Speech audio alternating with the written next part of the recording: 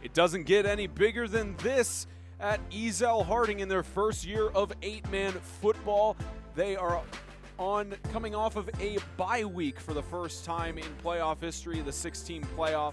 The number one seed in the South, the Ezell-Harding Christian School Eagles, in a rematch of their first ever 8-man football game between the Riverside Christian Academy Knights. It's the MTAC semifinal playoff game presented by Kingdom.com. And in just a moment, give you a few seconds, we welcome you inside the broadcast booth. I'm Spencer Thompson. Pleasure to have you with us here in Antioch, Tennessee. One of the interesting things you have to look at this game, of course, is that the Riverside Christian Academy Knights, they're red hot. They have won several games of their last however many, and they're including the playoff win against the South Haven Christian School Patriots. They're red hot under the leadership of Riley Hall, Crutcher Ezell, several other seniors that are leading at the helm. A win tonight, and off they go back here in 8 days to play against either Christian Community or Lancaster Christian Academy in the MTAC Championship game. Meanwhile, for Ezell-Harding, it didn't take long, but for the first time in the 16 playoff history, the number 3 seed is favored over the number 1 seed in the Ezell Eagles. Why? It's been simple. Kadarius Price, one of the better players in the league, has been fantastic, but the question is, can Riverside's defense stop him? Can they get to him quick? And that's why it's a little bit more favored here with Riverside. For the first time since last year's NHSA Championship, welcome inside the broadcast booth my broadcast partner, Mr. Isaiah Austin. Welcome to the playoffs, my friend. Happy to be here. Say that one more time. I said I'm happy to be here. Sorry, a wasp was flying around. It freaked me out. It's one of those classic press boxes. We've dealt with it before. You've seen Riverside Christian throughout the season, and we've seen them throughout these games. How do you assess them in this rematch of the first game for both of these teams in the season? How much has Riverside improved since that day in August? Well, I think these are the two hottest teams in the MTAC, both of them on pretty nice streaks going into this one. We see on the Riverside hand, there's a team that last time they played, it was their quarterback's first game back from an injury that took him, was it the whole season, junior year? About that, and yeah. It was obvious that he was playing defensive. It was obvious that he was a little bit worried for that collarbone injury, which is, any upper body injury, that's how it goes. But then on the other hand, with Ezell, that was their first real 8-man game. So both teams going into the season with a lot of, I wouldn't look too much into that game. I think that these are two completely different teams, and they were the first week. And being completely honest with you, I don't know the product we're going to get tonight. It's going to be a fantastic semi for sure. Now, in terms of Ezell-Harding, they in their first year in 8-man football, the only team they've lost to is the defending national champions, the Evangel Christian School Lightning. And from what Coach McGee was telling us before the game, that was an eye-opener for them because they faced a really strong defense, and they still managed to put 55 points against the defending national champions. So for Ezell-Harding, does the bye week come into play, and what's the formula for them tonight? Well, personally, as a player and as a coach, I see that, a bye week going into the playoffs, you do have less of an opportunity to lose. You can't be upset in that first week, but it is hard to get over that bye week, especially when a team like Riverside comes in with so much momentum. But anybody that was hurt, Coach was very, very open about the fact that nobody's hurt. He doesn't have any injuries. And on the other hand, you might have a little bit of guys are a little bit dinged up. So we'll see how that plays a factor. But I think that both teams are coming in at full strength. Riverside just might have a little bit more of momentum going into this game. It's going to be fantastic. Just a reminder, ladies and gentlemen, we've got both semifinals here on YouTube. James Shannon and Matthew Bowden have the call from White House for Christian Community in Lancaster. But here, we've got arguably one of the more interesting semis between the two. But regardless, it's one heck of a Final Four for the 2019 MTAC season. Riverside, Ezell-Harding next on 8-Man Extreme.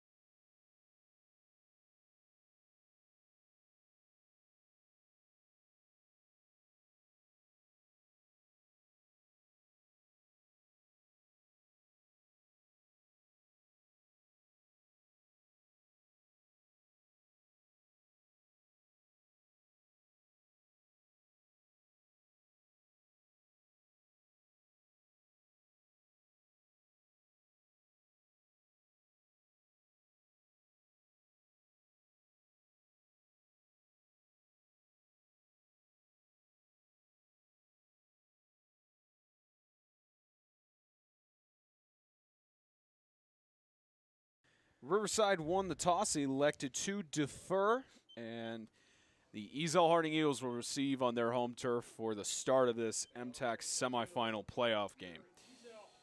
And time to see something special as the Eagles run out to their banner, and the Riverside Knights walk out as well. Of course, our officials for tonight's game, Odo Bradley is the referee. Umpire Gary Nicholson. We got the linesman Quincy Engel, line judge Carson Dozier, back judge and clock operators Sedarian and Sedarius Mosley. Yes, they are twins. Now, of course, with Odo Bradley, who's the referee for the Christian Community Lancaster semi-playoff last year. Carson Dozier, the referee for the MTAC Championship last year.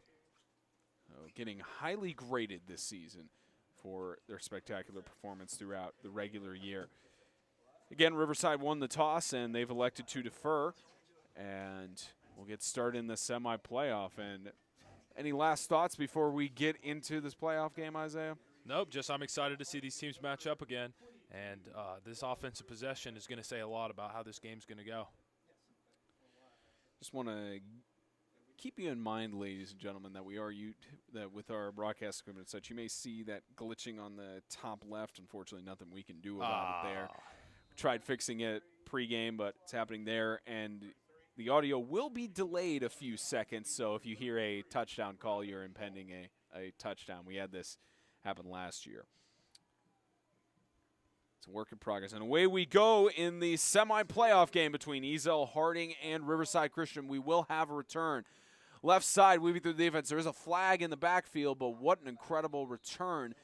Incredible return by Noah Preston. And we'll get our first call of the game early for Odo Bradley.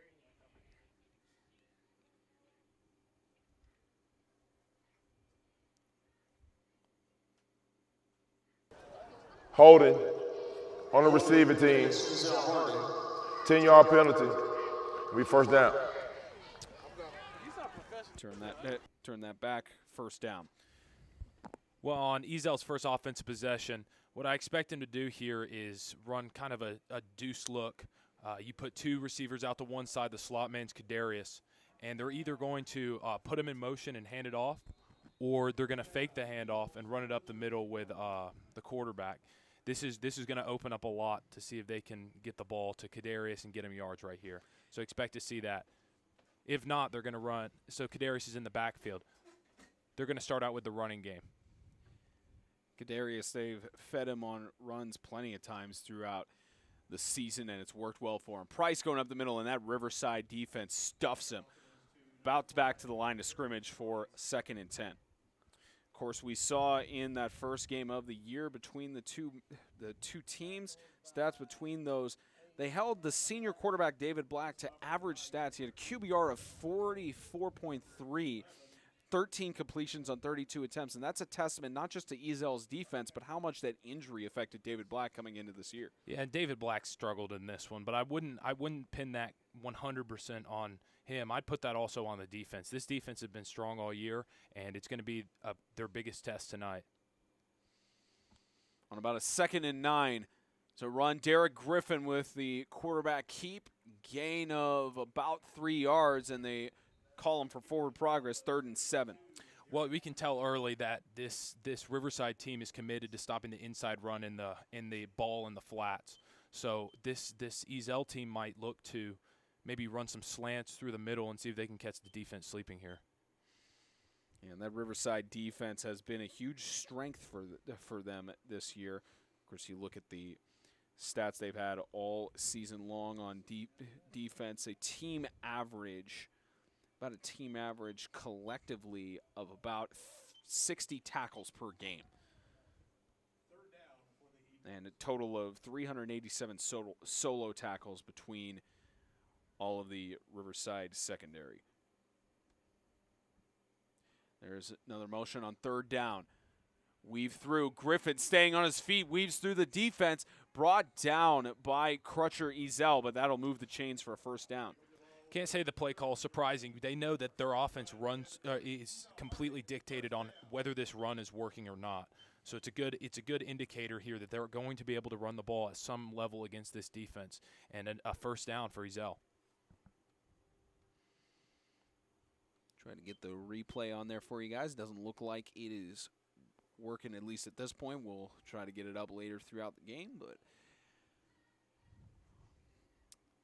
it's always a work in progress when working with the different equipment differences. Of course, if you don't already know, Lancaster and Christian Community are colliding in the semis right now as well. You could tune into that game right here on 8-Man Extreme.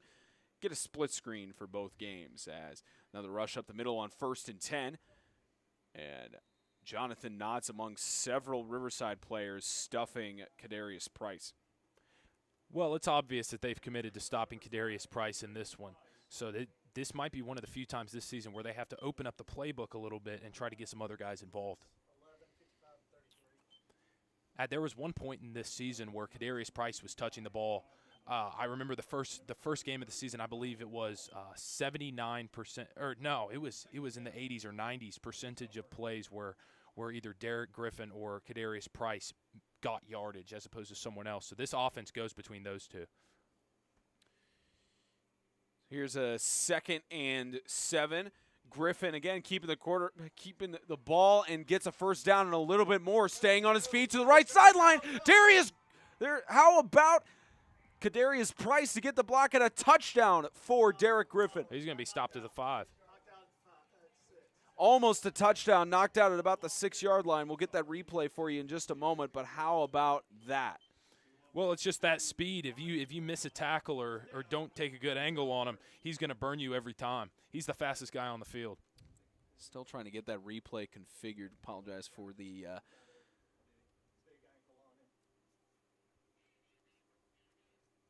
apologize for that. We'll get it up and running in just a moment.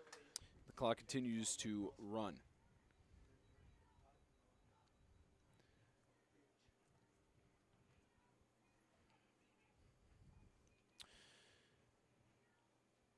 So now a 1st and goal for the Eagles. Griffin shovel pass to Price. Easy hole. Touchdown. And we're seeing them run this option play constantly because it's working. You know, they trust Derek Griffin is going to make the right read, and so far he has. Every time he's had an opportunity to make a play, he has. Great first drive for the Eagles. Looks like we're not going to have replay work on us tonight, unfortunately. May have to try and configure it at a break, but 6 points on the board. You know, and this defense is trying to say, you know, we're going to shut down Derek Griffin. We're going to commit to Derek. We're going to commit to Derek Griffin, or we're going to commit to Kadarius Price. And now, when they're running this option play, the offense is pretty much saying, choose which one you want to stop because the other one's going to burn you. 2-point conversion attempt up the middle. It's good. 8-0. The Eagles strike first already. This MTAC semifinal playoff game presented by Kingdom.com is sponsored by Grace Point Healthcare, modern medicine the old-fashioned way. Jets Pizza of Springfield, Fort Campbell, and Clarksville. Let's get Jets. The Allergy Center of Franklin. Visit allergyfranklin.com. And by Joe Graves with I Hate Buying Insurance. Visit IHateBuyingInsurance.com.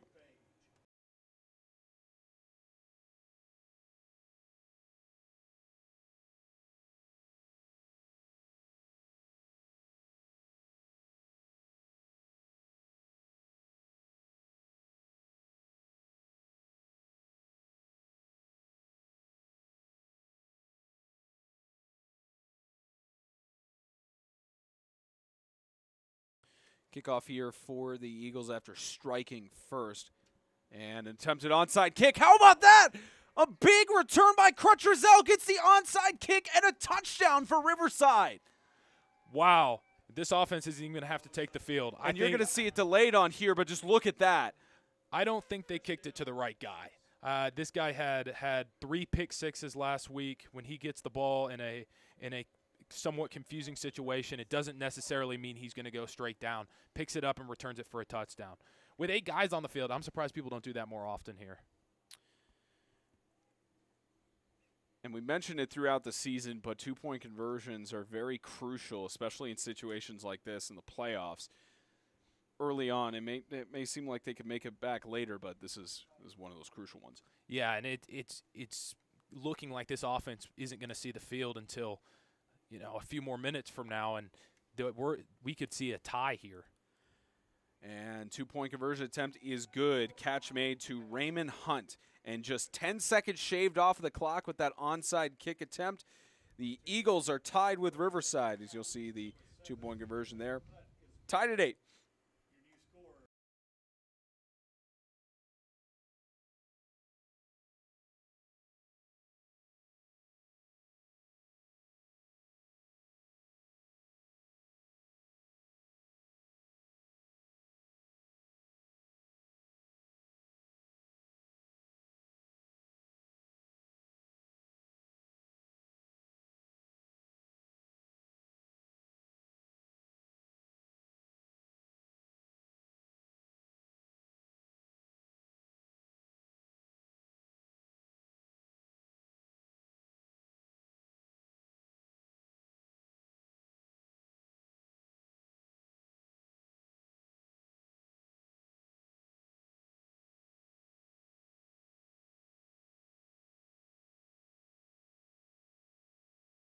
Tied up at 8. What an amazing turn of events with just 10 seconds shaved off the clock, and Riley Hall boots it deep.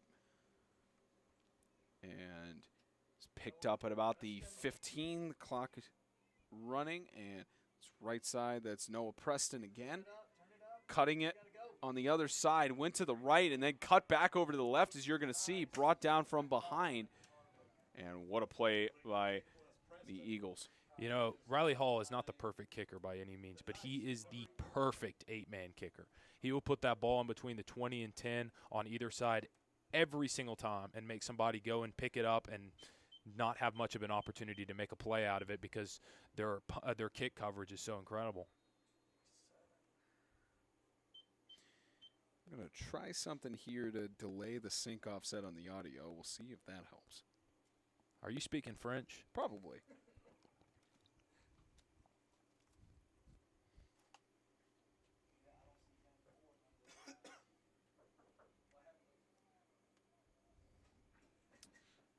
So we'll see Ezell's offense come back on the field.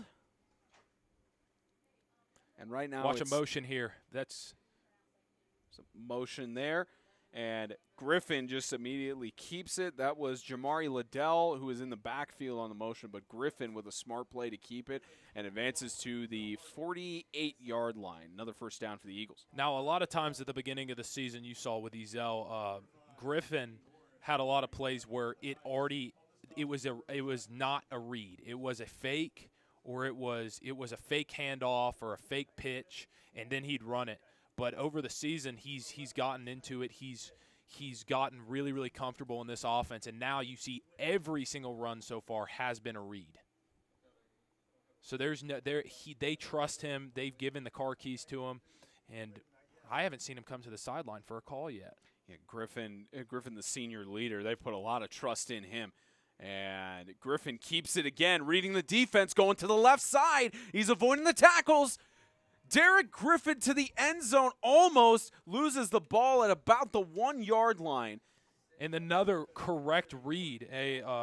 Do we have that on replay? No. No, our replay isn't working right now. Anyway, a typical quarterback might get into that speed option and see that his guy is open on the outside without realizing the open field in front of him. He could have traded a 5-yard rush by Kadarius Price or whoever was running with him for that 50-yarder that he got just by keeping his head upfield and trusting himself.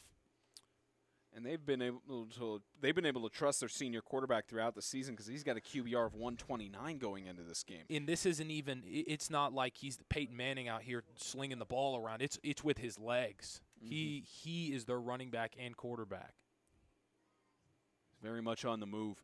And now another first and goal for Ezell-Harding. Another option play. Shovel pass. And another option, Jamari Liddell into the end zone, touchdown. Spencer, I don't doubt that this Riverside offense is going to be able to move the ball at some point this game, but how are they going to stop this Ezell option attack? I just don't see it. They've dominated this game so far with this option. They've committed to the inside run, and they're getting burned on it every play. And we haven't seen Riverside's offense come out yet, just in the 3 drives with that onside kick return. So we'll be able to see how they try to respond on that. But their defense has had the struggles. This year has very much been an offensive-heavy year for 8-man football. Yeah, and I think it's because teams are starting to spread it out, and I think that's the essence of 8-man. Get guys open in the open field and give them opportunities to make plays. So delay a game on the offense, just not getting Odo Bradley's microphone didn't pick up there, but works, it doesn't work partially. So now 2-point conversion attempt coming up for back on about the 7-yard line. And CCS up over Lancaster 6-0. It's got Christian community. They know how much it's important to control the tempo, especially at home. Griffin scrambles, trying to get through, and that 2-point conversion is no good. That could be crucial down the stretch. Looked like somebody went the wrong way there. That play developed too slowly. So now Ezell has an opportunity to score and possibly take the lead if they can get their offense going. You mean Riverside? Excuse me.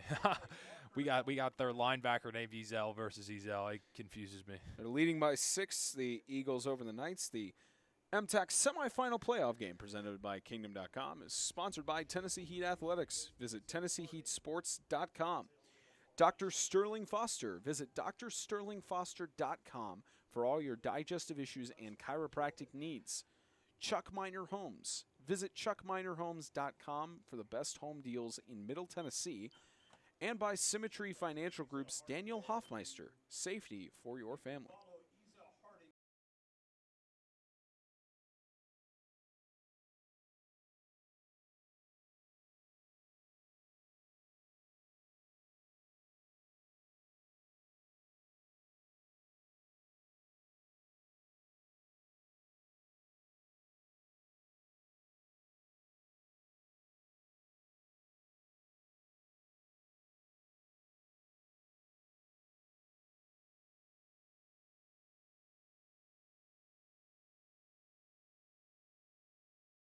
And another attempted onside kick that you'll see in just a second. If it's delayed, it may have synced up with the audio, not sure.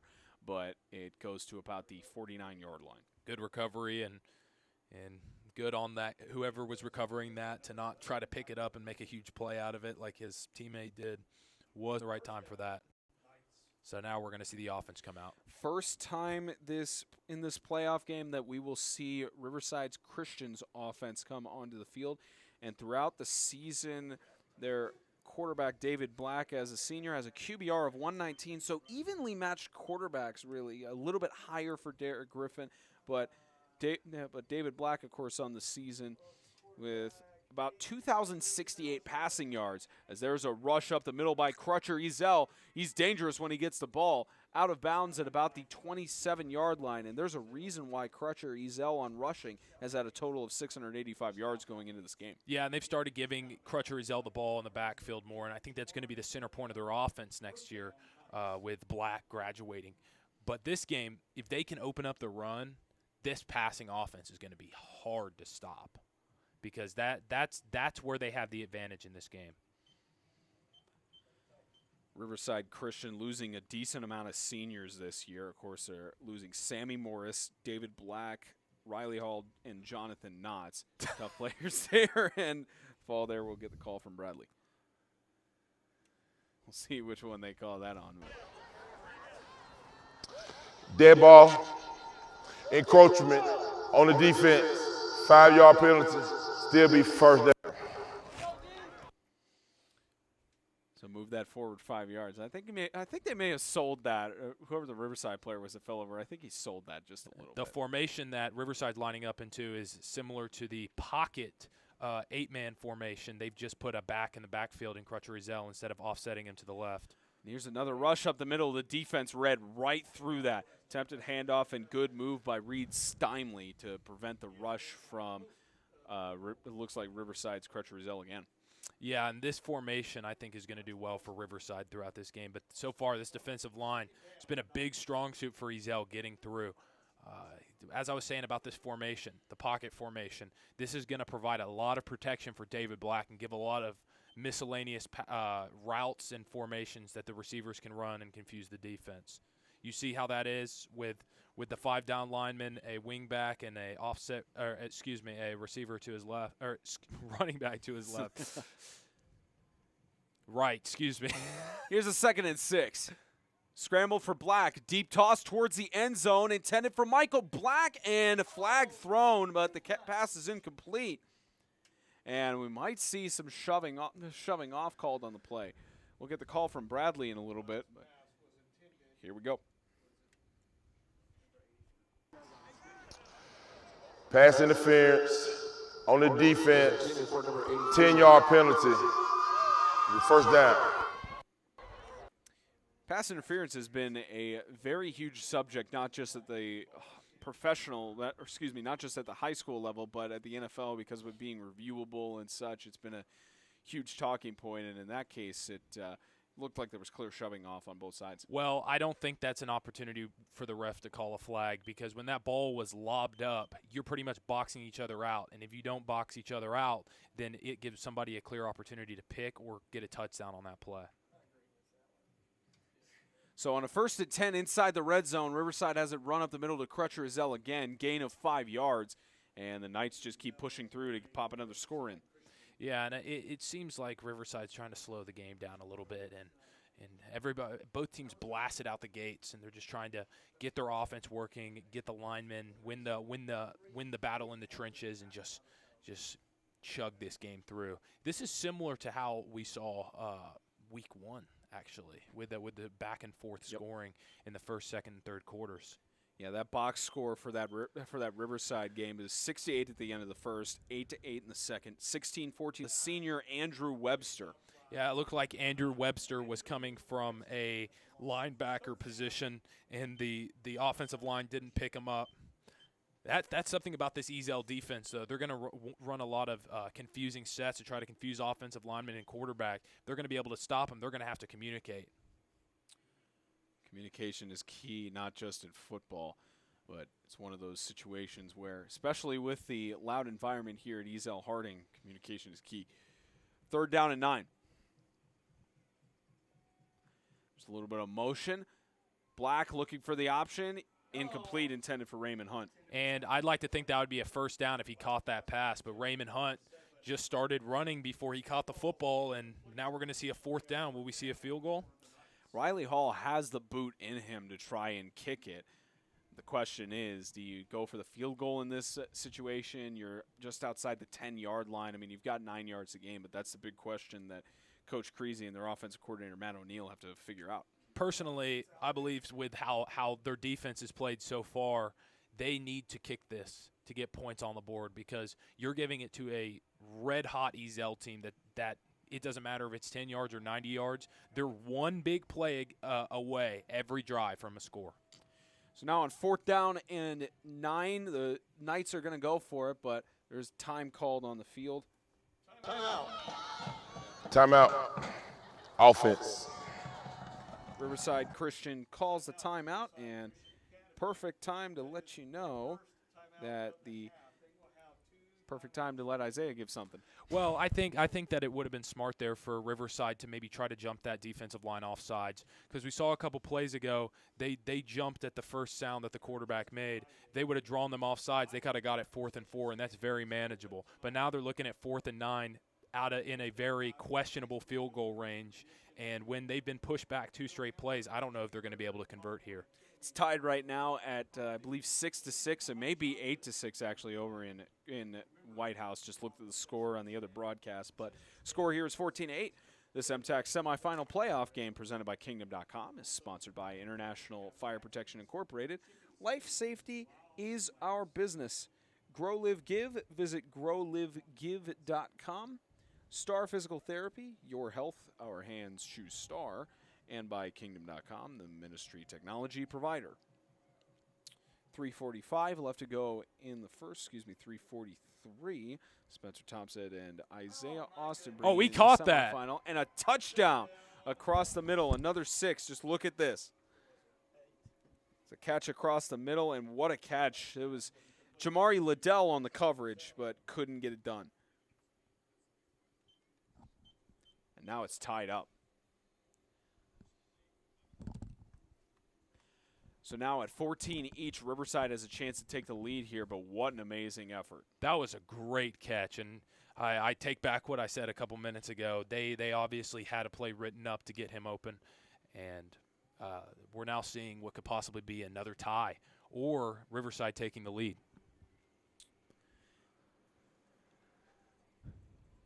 3:33 as Riverside tries to cook something up here. The rare I formation. You don't see this much nowadays in 8-man. Black is going to go to the right, immediately met by that defense. They do not having any of that, and it's already tied up. Wow, that was an incredible read.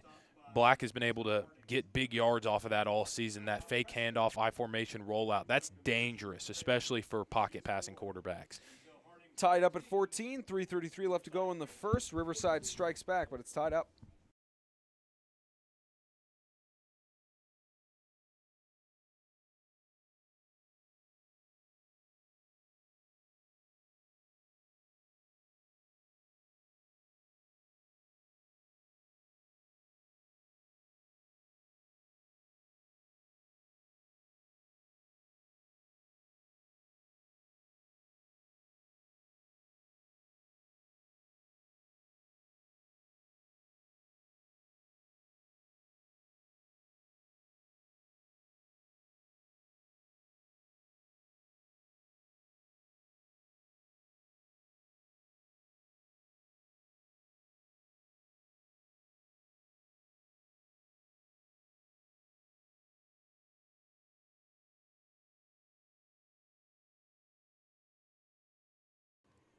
Kickoff here as it goes, wobbles to the ground, picked up, and rushed to the left side. No, that should be a hold on the backside on several Ezell. flags will probably, you might have the same prediction level as James did with penalties throughout this season, so we'll get that in just a moment.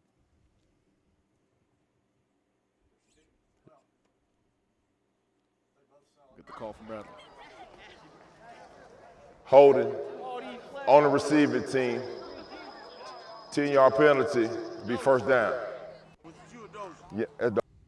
Yeah, I saw some jersey tugging on the backside. Couldn't necessarily tell what team it was coming from, but obvious hold. Good call by the officials there on that one, and puts the Ezell offense to start at about the 12 or 13-yard line.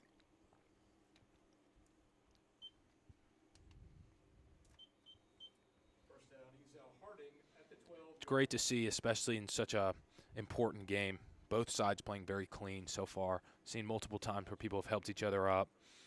No dirty plays so far. Hopefully that stays for the rest of the game. Nothing like that. We'll hopefully see how it goes. And he's gone. And all the way. That's Kadarius Price. Kadarius Price again. End zone touchdown. You see the weave through here. Just found the hole all the way. And as I said a few minutes ago, this Ezell offense is always one big play away from a score. Kadarius Price going 88 yards for a touchdown on the first play of the drive. This is going to be a shootout. Absolutely incredible. No punts so far in this game, and I'm inclined to think we won't see any. Probably not. Let's make that 3:05 on the game clock, and we're just going and going and going. And, of course, you do see the glare back on the screen there. Not so much we can do about that, but it's working pretty well here in Antioch for the semifinal playoff game. About 20-14 score, and chance for them to make it up here as we gonna see another delay game. Dead ball, delay game on the offense, 5-yard penalty. We try the extra point. Move that back 5 yards. That's the second time that's happened to Ezell-Harding. Yeah, and I wonder when they're starting the clock, because they're coming down 88 yards. It really didn't seem like it was that long, but maybe I'm just losing time in my head. Here's a 2-point conversion attempt, left side, and Still converts it. Jamari Liddell goes in for the 2-point conversion, so make that now an 8-point game again. The Eagles lead 22-14 in this MTAC semifinal playoff game.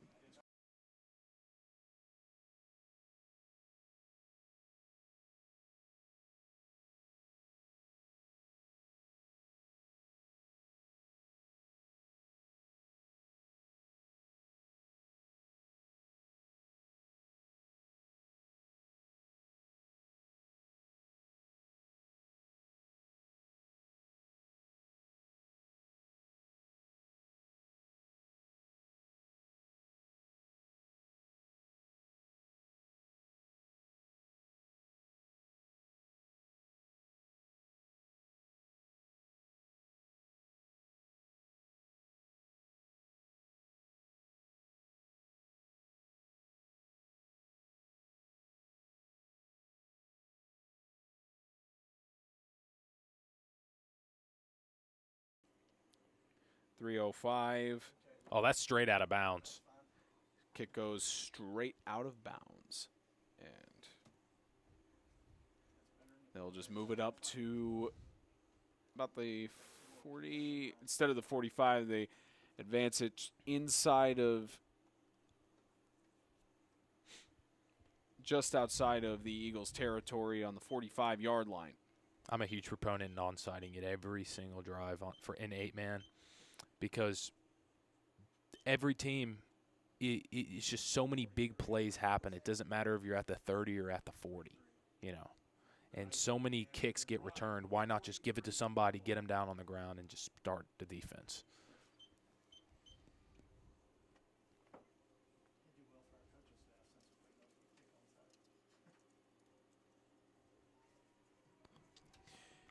Here's the 1st and 10. Riverside's offense trying to get things going. Crutch Ezell, how about that spin move? Going to the right side. And that's going to be another hold and on Riley Hall. More flags, another hold, but it's right now a 1st down for Riverside. How about that play? Originally, it was a good block, but when his guy spun out of him, he didn't let go, which you're supposed to, and he ended up dragging him laterally. So we'll get the call from Odell Bradley. Right there. Several flags. Holding on the offense. 10-yard penalty. 1st down. So we'll move it back 10 yards. And that's not a good thing for the offense, because now you're in a shootout and your defense is not playing super well. You need these offensive possessions. You need to be able to keep up in points, or else this thing could turn around. That Colts Knights semifinal is already into the 2nd quarter. With this being a shootout, it's expected that it's going to take longer. That game's looking like a defensive stand. Yep. It's not something we've seen often this year. There's now a 1st down, and moved back from the spot of the foul, tripped up in the back. On the carry was number 7, Raymond Hunt. Tackle by 70. He is stopped by Ezell-Harding's number 70, Alex Valbuena. Lost 1 on the play. It's now a 2nd and 12 as that tripped up in the backfield. We'll see if Riverside can get anything going. It's tough. It's tough against this Ezell defense. Yeah, and you've ran that play several times tonight. I think it's time to counter it and see if you can find an opening, because as much as this Crutcher Ezell can kind of bully his way through, the defense is reading that play now, and it's time to open up. Maybe a shot over the middle, get your guys out in the flats. You need to use the passing offense, and here he goes. Deep toss by Black to the right side. He had him open, though. He's open to his brother Michael, and incomplete.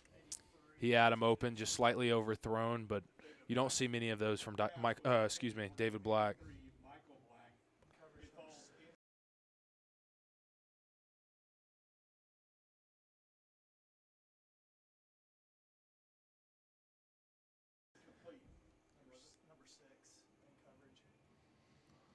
Let's make that 1:45 left to go in the 1st. We got a timeout.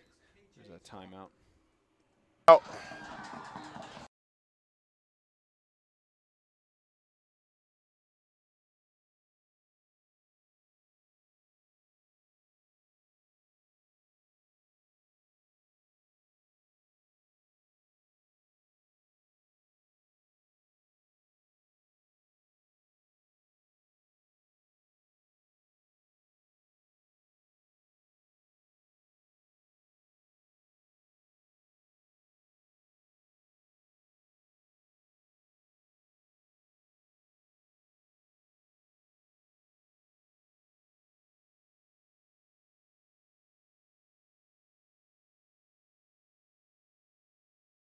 alma mater.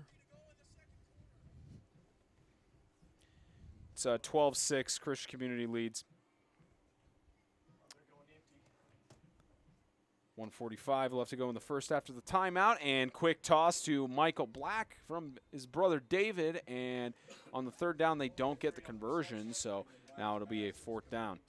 I don't get it because the defense lines up in a man-to-man look where everybody's one-on-one, and you don't have anybody to block that second cornerback on that side.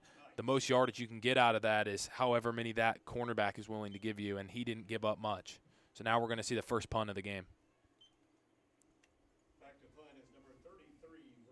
If you're going to run that in that kind of set, you need that guard coming across and blocking that closest cornerback. You need the inside receiver going and blocking yours to get an opening. But there was just no room. And Riley Hall will punt it away for the first time. And that ball goes to about the 28-yard line. And we'll see how Ezell's offense can respond. And this offense is hot. You know, Ezell gets it. We kind of saw it with Gage Holman throughout the season, how, you know, their strategy, especially even more last season, where they'd run their offense, they'd take jabs, and then they just give it to him in the second half. He'd outrun everybody. Kind of gets like this. It's kind of also a Derrick Henry situation with Kadarius Price. There's not many people in this league who can tackle him one-on-one. He's a grown man in a high school league, and I mean, you see the difference in his running from the first play and that last play of offense. They already don't want to tackle him, and that's not saying anything about Riverside. That's saying something about the work that he's put in. And he's in the backfield. I expect a carry to him. Here's motion up the middle, and how about Jamari Liddell getting over there? No, that's Kadarius. Kadarius Price staying on his feet, end zone touchdown. You can't make this stuff up in high school football, but Kadarius Price all the way to the end zone. I'm telling you, that he is the most intriguing back in the MTAC in a very long time. He's got the build for it. I think this kid could be a significant piece on a college team right now, and we haven't even seen the last year of his high school career. Nope. Got one more to witness for the Eagles, as it's starting to seem like it was a good move to go to 8-man football. As if there wasn't already evidence enough throughout the season, but make that now a 14-point lead.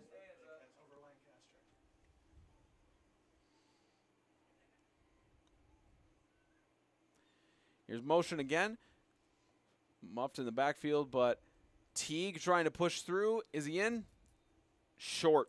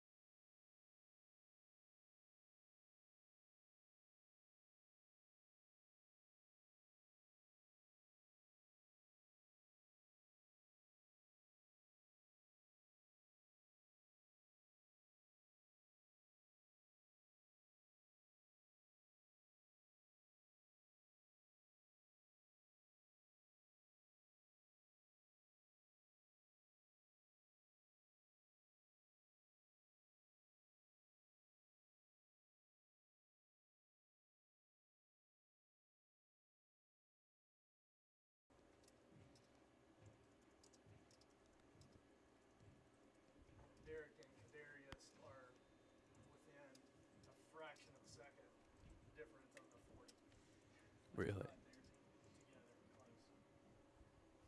What is it?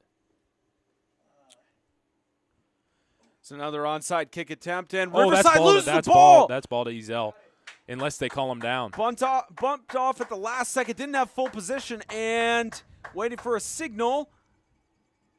The officials will talk confer. about it. He was on his knees when he Ezell has it. Okay.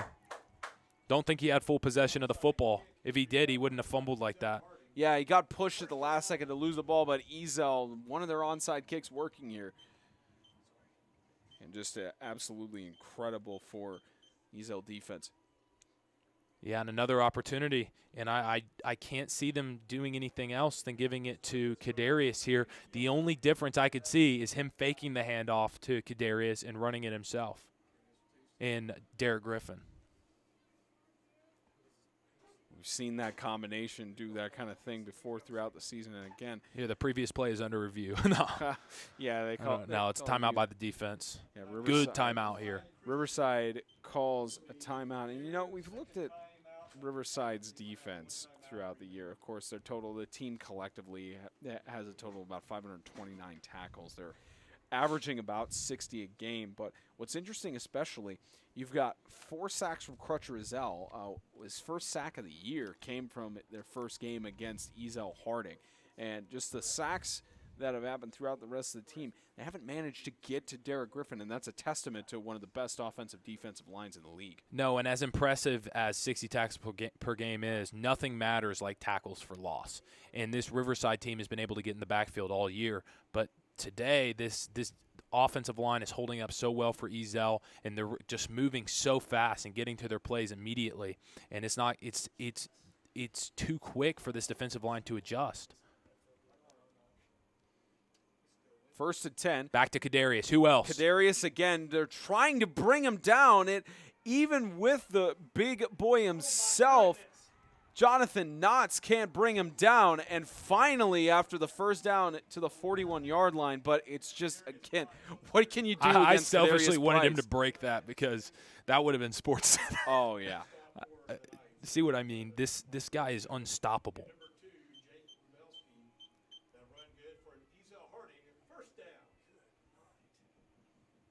I wish we had replay. Yeah, I wish we did. We could see all this stuff. We'll be able to replay it later on our own time, but just for live broadcast, it's giving us issues. 1st and 10 on the 39-yard line.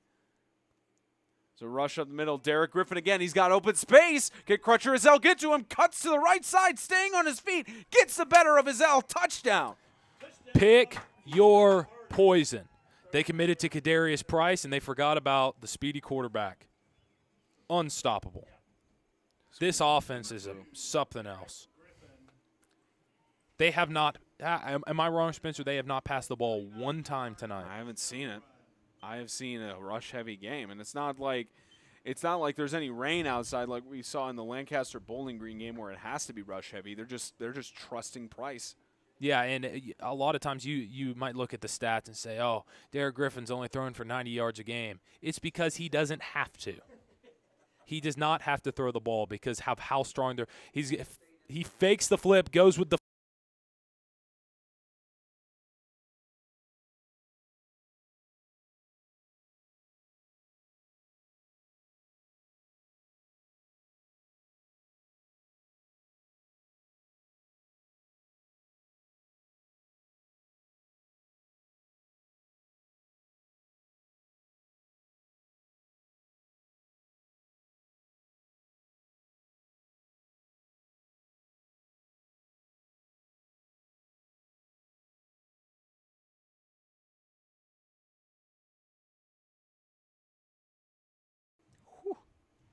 Derek just a shade faster. Yeah, who's back for him? It's number 9. It's who's been all night. Team for the Knights is number 9. And Marcus Whitman picking off for Ezell-Harding will be Logan Davidson.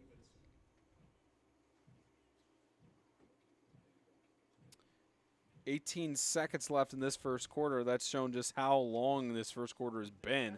And goes out of bounds with – there's a flag down. Yep, went out of bounds without being touched.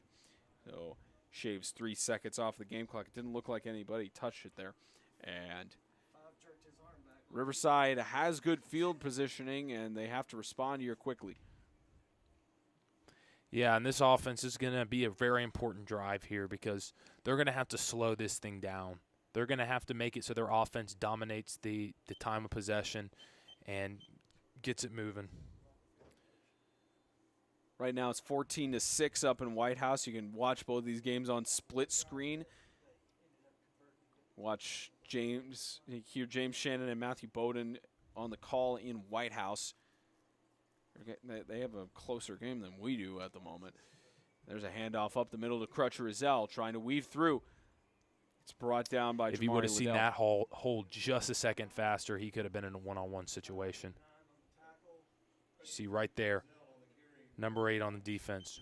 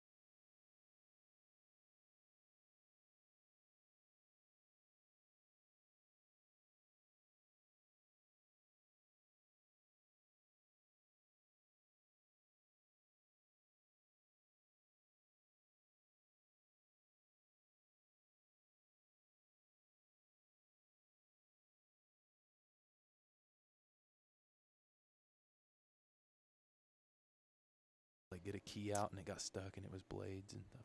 And like there was one where this girl had to like press her face out of knives like this, and I think about that all the time. I do remember one part that I saw like on TV where a guy almost drowned in pig guts. In what? In like pig guts. It kept. Some guy had to. Okay, I'll tell you in a minute. Started the second quarter between the Riverside Knights and the Ezell Eagles in the MTAC semifinal playoff. Oh, he's breaking and it's free. Opened up. Crutcher Ezell breaks free. And a touchdown for Riverside. The much-needed response. And this clock stops again. 14 seconds into the second quarter. This is going to be a long game. Oh, yeah. Make that now just a 16-point lead, but Riverside will not go away. They know what they're playing for. It's their right to play in their first MTAC Championship. Exactly, and it's just about who gets the stops. And so far it's been Ezell. But we forget, with Ezell's offense exploding like this is still a 2-possession football game right now.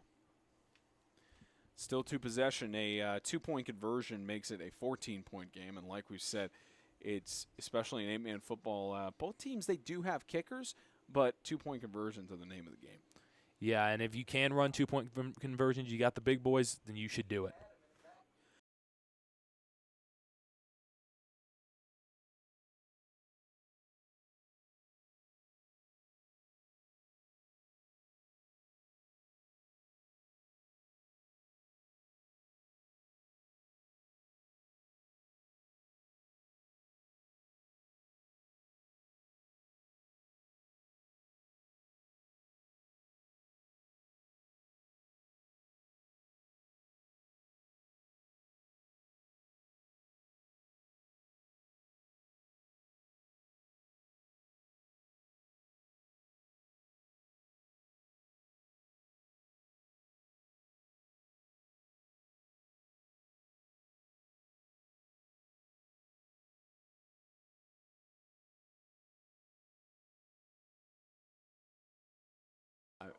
But, I mean, at least the moral of that whole movie series is to teach people the value of life, I guess. Yeah.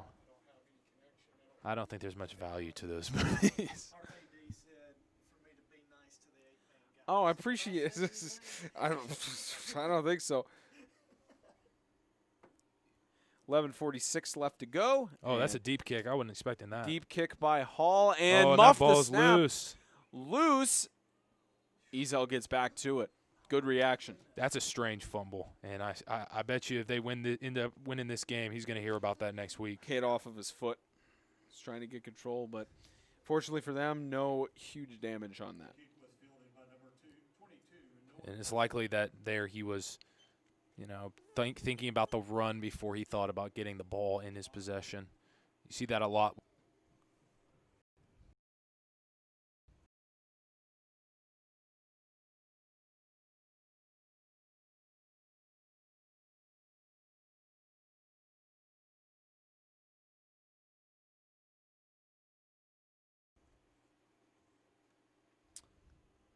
want to thank all of you for watching the MTAC semifinal playoffs here on 8-Man Extreme. Whether you're doing split screen or not, you're seeing a good play here from Kadarius Price, weaving through that defense again, staying on his feet. He's got a blocker. He's trying to get past the second guy, trying to weave through him, staying on his feet, almost finally dragged down by Jake Rubelski, and a big gain to about the, looks like the 14, 13-yard line, and Kadarius Price just doing what he does. Why don't they put him on kickoff? The offense would never see the field. That's a valid point. Michael Black. First down, Ezell-Harding. It's because he gets to run like that.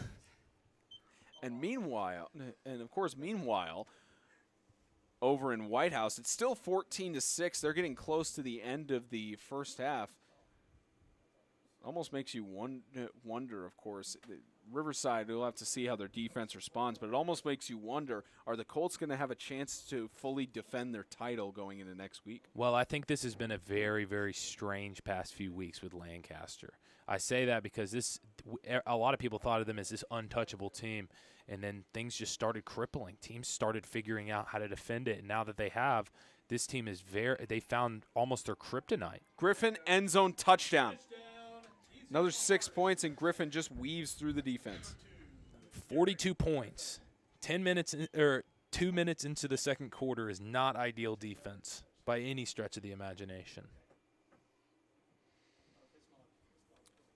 Let's make that a 22-point lead again. We'll see if Riverside's defense can catch up, but the big problem for them as well is really playing catch-up to try and get back those 22. Yeah, and if this defense isn't able to come up with stops, and this is going to be a long game. It's already been a long game thus far. About a 42-minute first quarter. They're going to Kadarius again. And Kadarius Price up the middle. 2-point conversion is good. 44-20. This MTAC semifinal playoff game presented by Kingdom.com is sponsored by Grace Point Healthcare. Modern medicine the old-fashioned way. Jets Pizza of Springfield, Fort Campbell, and Clarksville led.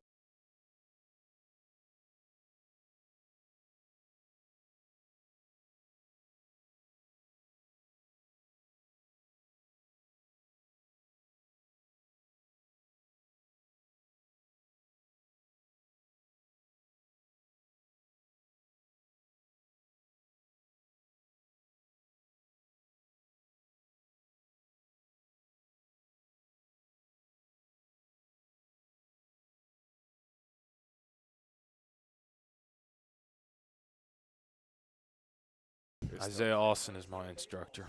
Of course, push yourself. And David Ginrath is my student.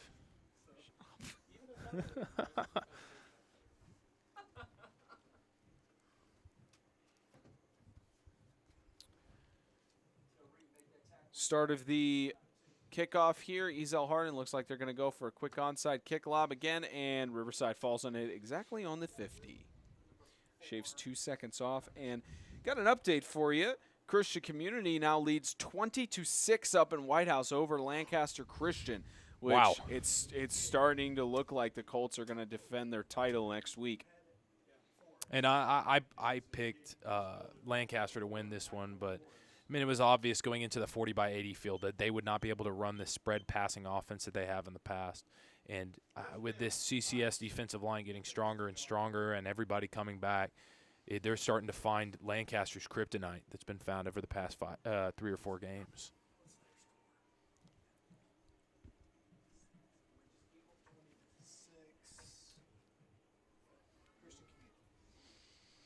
And flag down, we'll get a call from Odo Bradley. Just a moment. Probably a false start.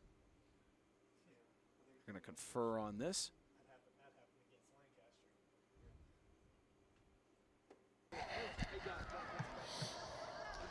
Dead ball, encroachment on the defense, 5-yard penalty, still be first down.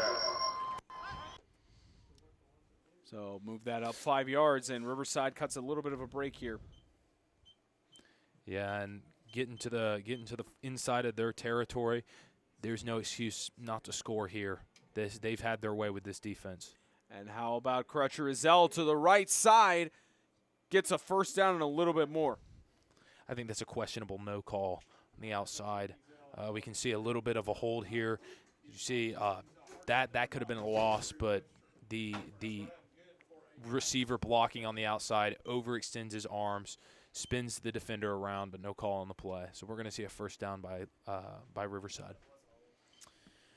Now a first down, they move it to the 39-yard line. Riverside pushing down, and again, they've got plenty of chance to come back in this game, only down 24 in the second quarter. Time management is a huge thing here because of it being a 47-minute first quarter, just constantly stopping the ball. Oh, wow. And a gain of about 2 yards on the play for second down. Great stop. You'll see it on here a little bit delayed. We're trying to get the audio synced up. I think it should be. He went flying. Better, but went flying there.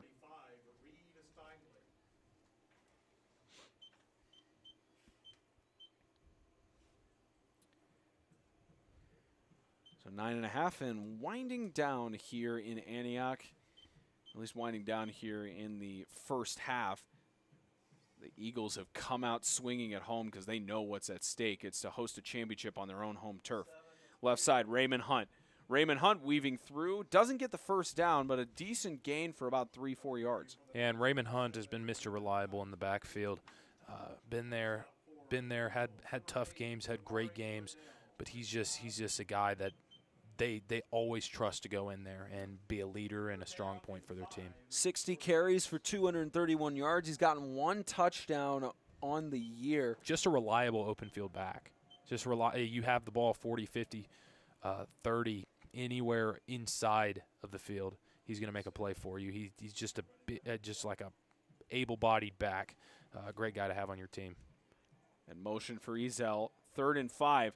Black is going to look for the pass, trying to toss it. The catch is made. Right side cuts out of his defender, trying to see the receiver who got it, but that's a touchdown for Riverside. Crutcher Ezell for another 6. Does he have all their touchdowns, or am I mistaken?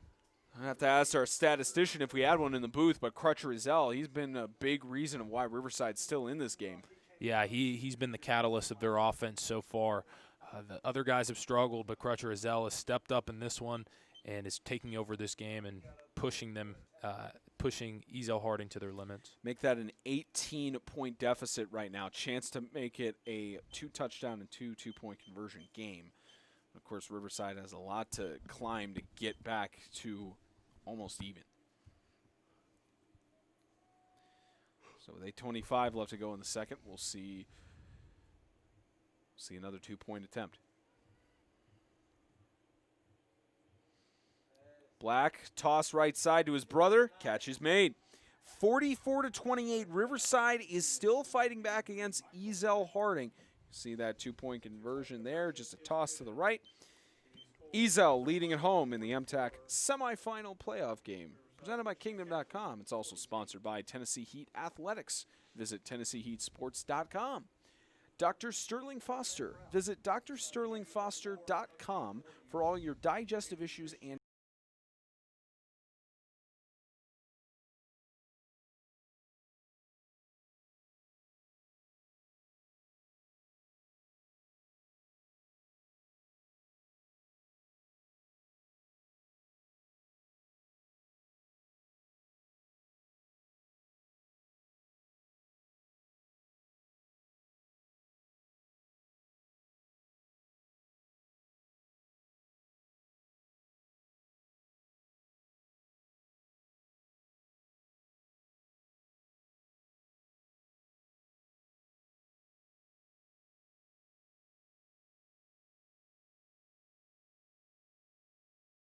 you know when Try to press play now.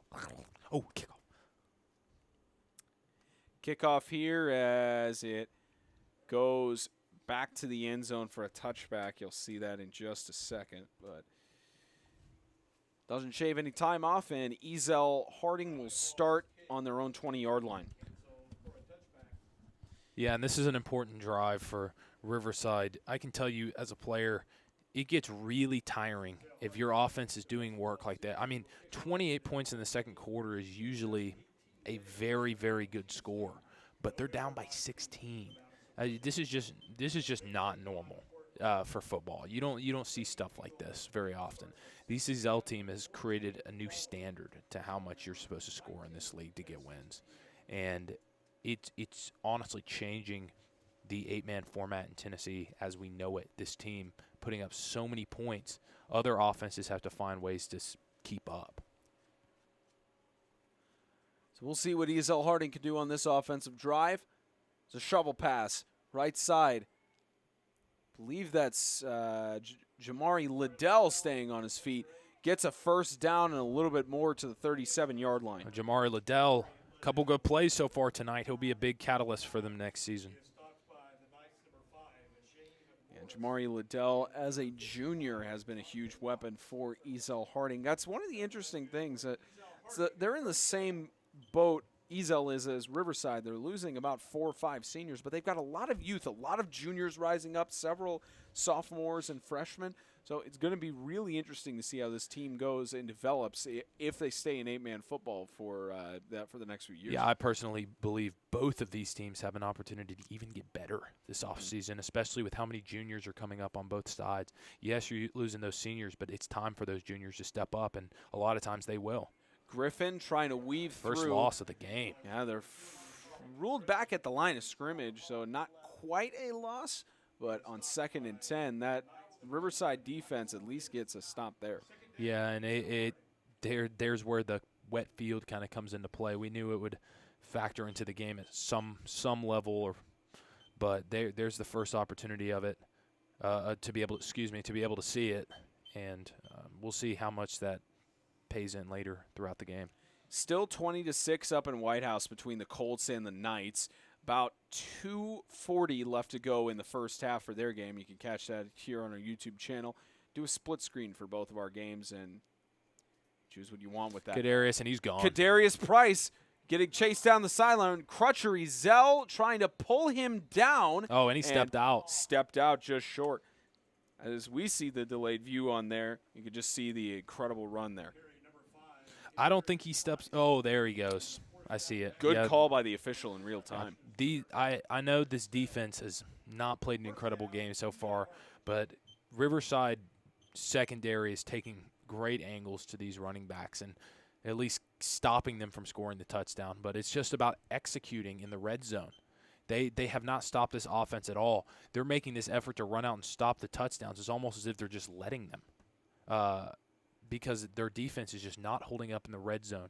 The most important thing they can do right now is get a stop. 4 downs in a row. Just get the stops. That is so important. If they can't, this game's going to be over quicker than it started. And possibly, you just predicted it, Kadarius Price, end zone, another touchdown for the Eagles. It looks so easy when he plays. The game comes so simply to him, as we see. He completely just shrugged off a tackler by doing a spin move. This guy is a beast. This game is starting to get out of hand more so than it already was. And the score. That halftime conversation between Creasy and the Riverside players, that one's going to be crucial for them going into the second half. Yeah, and I say run the ball 3 yard, 3 yard, 3 yard, 3 yards. Just try to get to halftime at this point because this is definitely not the defensive game plan that they discussed. 2-point conversion attempt. Griffin scrambles into the goal line. Another 2 points. 52-28 with 6.5 left to go in the second quarter.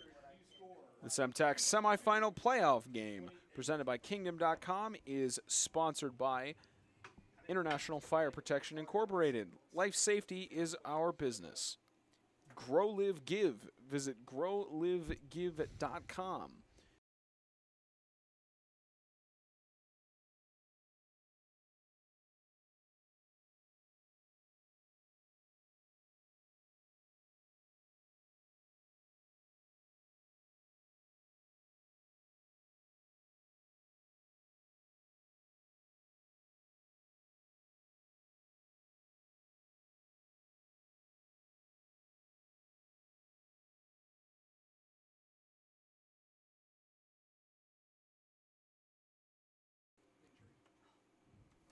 Is the replay buffer going to be on when we do face cam? Or they delay? I'll adjust it. Okay. So a kickoff for the Eagles. We've seen a lot of kickoffs going on. Another onside kick attempt goes to about the 50-yard line. And I'm less concerned about what Riverside's about to do on offense than what they're about to do on defense.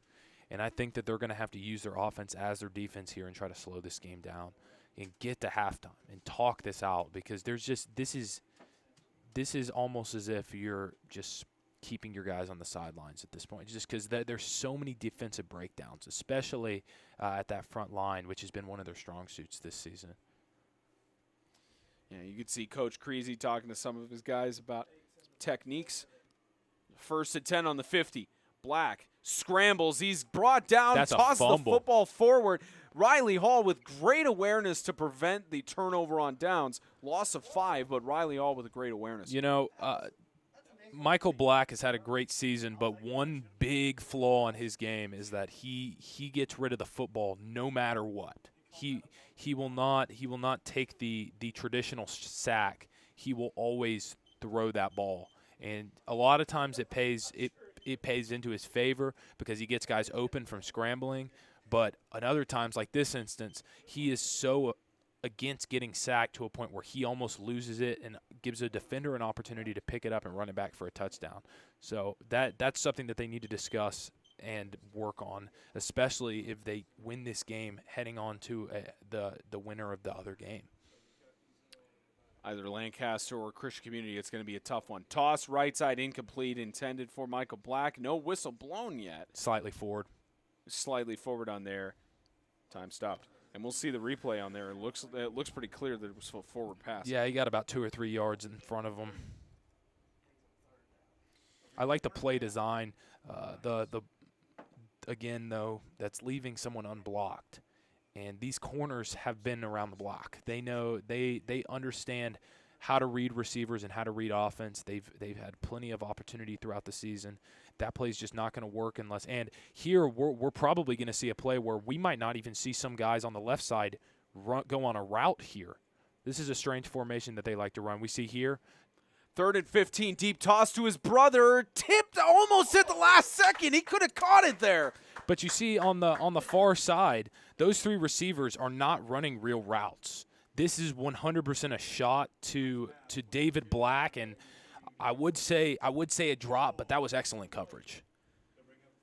That was great coverage to break it up at the last second. So now you're on a 4th and 15. You're in your own territory. Do you send it to Riley Hall for another punt here? Absolutely, and I think they should have run it there so that this clock keeps running, because here Ezell's going to get the ball back and have an opportunity to turn this into a 60-point game in the first half. This is not the way you want to go out as a senior. No. And you need to have some pride and get some stops on defense. Hall punts it away. And great punt. It's great punt. Bounces to the 10-yard line. Great 40-yard punt. Get it inside of the 10. And first down for Ezell. We've seen an 88-yard run from Kadarius Price. And let's see if the RCA defense has done anything to adjust or if we're just going to see the same result. You know what would be really great for him right now? A pick 6 or a fumble recovery right We saw 3 of them from Crutcher Ezell. And Crutcher Ezell, but personally, I as much as that would be great for RCA, if I'm a coach, if I'm a fan, I want to see somebody besides Crutcher and Ezell get involved. I want to see play by Michael Black. I want to see someone on the defensive line get a stop. I want to see somebody besides Crutcher Ezell make a play, because we know he's going to be there. We just need to see other guys get involved. There's going to be a chance in this game for them. Well, I'm sure they're saying the same thing about Lancaster, because Christian Community just scored again, 26-6 at May Flanders Field. And deep toss by Griffin across the middle, wide open, headed off, chasing down, and a touchdown for Jamari Liddell. Andrew Webster, the senior. Incredible. This is bizarre. I don't know if I've ever seen something like this in a playoff game. Now a 30-point lead. Riverside they're getting into a bad situation. Because if you see, the score differential, there's still an opportunity. It's a long game. But going into halftime, having giving up 50, 58, 60, or if they give up another score, that is so demeaning to a team where it just feels like, well, let's get these next 2 quarters over with, So they need to make these next 4 minutes and 51 seconds count, or else this game is not going to be fun to watch. So now a field goal. Instead of a 2-pointer, they're going to try for the field goal. I believe Steinley set to kick. Davidson set to kick. And the kick is no good. No good. 58-28 with 4:51 left to go. And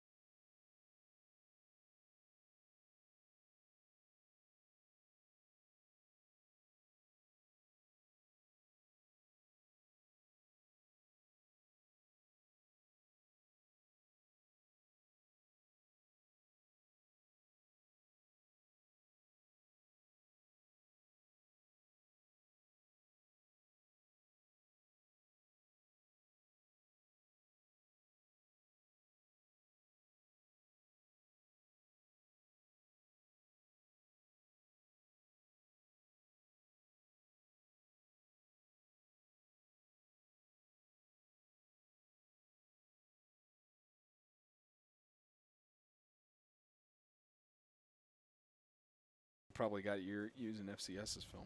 Oh.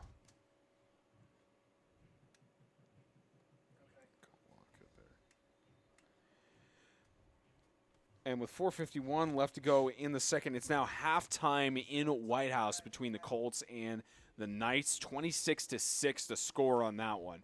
And kick goes out of bounds, and we're about 5 minutes away from our halftime here, so you'll be able to see the finish of both games. And maybe unmute one of us if you're watching it on split screen. If you're listening to both of us, you're probably going insane right now. Yeah. What they're doing is brilliant. If they're not on-sighting it, they're kicking it straight out of bounds because they know that they're going to accept it and start at the 30, and they're not going to give it to the return man who is the most dangerous return man in the MTAC. It's just brilliant. Other teams should have done that throughout the season, and we're seeing Ezell as the first one to do it. So kudos to them. Good play calling. So we'll see if Riverside can get another score on the board, which, would potentially help their case. But like you said, Isaiah, it should be more focused on going to the halftime locker room to prevent any more damage from being done. Yeah, 100%. But also, you need to go in with some momentum here. Good play call. There's Crutcher Ezell up the middle, pushing through. Maybe a first down. Looks close, but big play by Crutcher Ezell. Awesome play. Awesome play. That's all the clock keeps running. You get that much closer to going to halftime. And you give it to the guy who's made your plays. You don't try to force anything. Just keep that clock moving and give yourself an opportunity to score before it hits 0. So move the chains to the 41-yard line in their own territory. Riverside has got to try and get a score here. It is a 30-point lead. I don't think Crutcher Ezell is going to get stopped or denied very many times, so I like this play a lot. There's a lot of counters that you can run out of it, so let's see if the offense changes it up here. So now a 2nd and 1. This is one of the interesting things we've seen from Riverside, of course, regardless of what team they're facing. It's that having that amount of awareness to continually fight back. 100%. And that's something that we've seen throughout the year. It's going to be a fake handoff here. Got him going to the outside. Deep toss to nobody. Must have been some miscommunication on the routes. See, they saw they had a little corner that was playing a little bit of zone on the outside. So what they did is they ran somebody on an out route and somebody on a post route to try to make that safety make a decision. And there, the out route is tremendously hard for a quarterback to throw unless it's wide open. Sees the slants route or the post route has some separation. Good pass, especially on 2nd and 1, and now they have an opportunity to pound it in. I expect this will be Crutcher Ezell. 3rd and 1. Handoff. That defense for Ezell-Harding pulls him in the backfield. You got to go for it. You need momentum. With the way this Ezell offense is playing, again, we've been reiterating this whole broadcast, they're one big play away from 6 every play. I'd rather take my chances and give them to him at the 50 than give it to him at the 20 because they're going to score on either one or not score on either one. They're a big play team. They don't drive down the field. They make big plays. 3 minutes and winding down. It's now a 4th and 4. There's a handoff going for Raymond Hunt, stuffed in the backfield. And we'll see if Ezell-Harding tries to pop another score in here before the half. You know, Raymond Hunt, good idea. They're probably expecting the pass here, but Raymond Hunt has been one of their top backs this year. Don't have a problem with the play call, but you win some, you lose some. And there is a flag down. We'll get the call. Trying to talk with the officials, and we'll get the call from Bradley.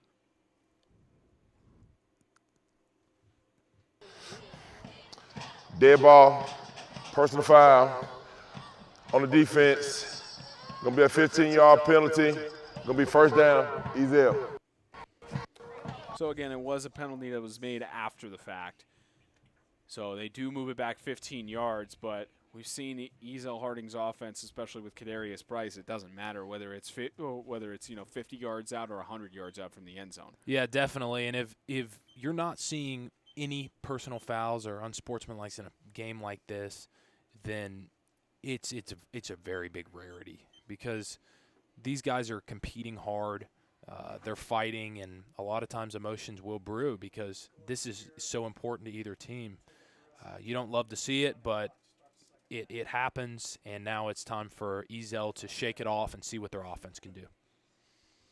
Now on the 39-yard line, they've got 2 minutes, 39 seconds to work with and try to get some more points here. As the snap is muffed. Great read. It's a great read. Right side, a rush to Braxton Coleman. Better stop, though. Even better stop by that Riverside defense. That might be what they need. See, that snap was bobbled, and a lot of times, the quarterback, you just go down. But he sees he has Coleman on the outside, flips it to him. But this defense reads this play beautifully. They send 2 men to him, they swarm it, and they stop him in the backfield. 2nd down, and that clock is churning. Yeah, Jonathan Knotts was slow to get up. He's going to go to the sideline and get looked at. So the clock was churning, but I believe they called that for a little injury stoppage. But that's a big blow if something happens to John Knotts because he's been a center point of their offense for the past couple of years, offense and defense, rather. It's now a 2nd down and 11. They stop it for, I believe Riverside got charged with a timeout for the injury. Nope, they resumed the clock. 2nd down and 11. And there's Braxton Coleman finding the space. And Coleman is going to go all the way. Ezell with another 6. Well, yeah, for a minute I thought that was Kadarius because of that incredible speed. But my goodness, another 11th grader. This team is going to be back next year. They're going to be back next year, but who knows what they are able to do this year. I mean, back as far as a great team. Right. Which they are. And Riverside, a great team too, but you got to wonder what's happening. We haven't seen this kind of lapse of defense all season long. Imagine if they had collided with Christian Community in the other semi. Imagine if they had just gotten the job done earlier in the year against Ezell or Lancaster. These playoffs would have been shooken up even more. Yeah, and it's easy to say ifs or hypothetical situations, yeah. But this is the reality of it. And these teams, 2 great teams, and one of them came into the game more focused. Now, that's not to say that something can't change, but 64, potentially 65 points in a first half is not a good basketball score. That you didn't play great defense in the NBA if you let up this many points in a first half. Flags in the backfield. Dead ball, delay game on offense. 5-yard penalty, retry the extra point. So, flag on the offense, they move it back. That's the third time this game where either on an extra point attempt or a 2-point conversion that Ezell-Harding has been moved back 5 yards. We saw that in the Lancaster Bowling Green game too. Just seems like either it's the extra point teams. I'm out. Defense. We'll stay away from commercial since we're far enough out from the first half. But you were saying about it's either the special teams being unfocused or the refs calling it closer these postseasons. It's really, really tough. But you're down 36 now. If you don't get a score before the end of the first half, the mercy rule can run, or if you get a score and Ezell-Harding gets another touchdown on there. So a 36-point lead, potentially 37. I mean, it's one of those things where Riverside, you got to meet with your guys, get it together, and rally together.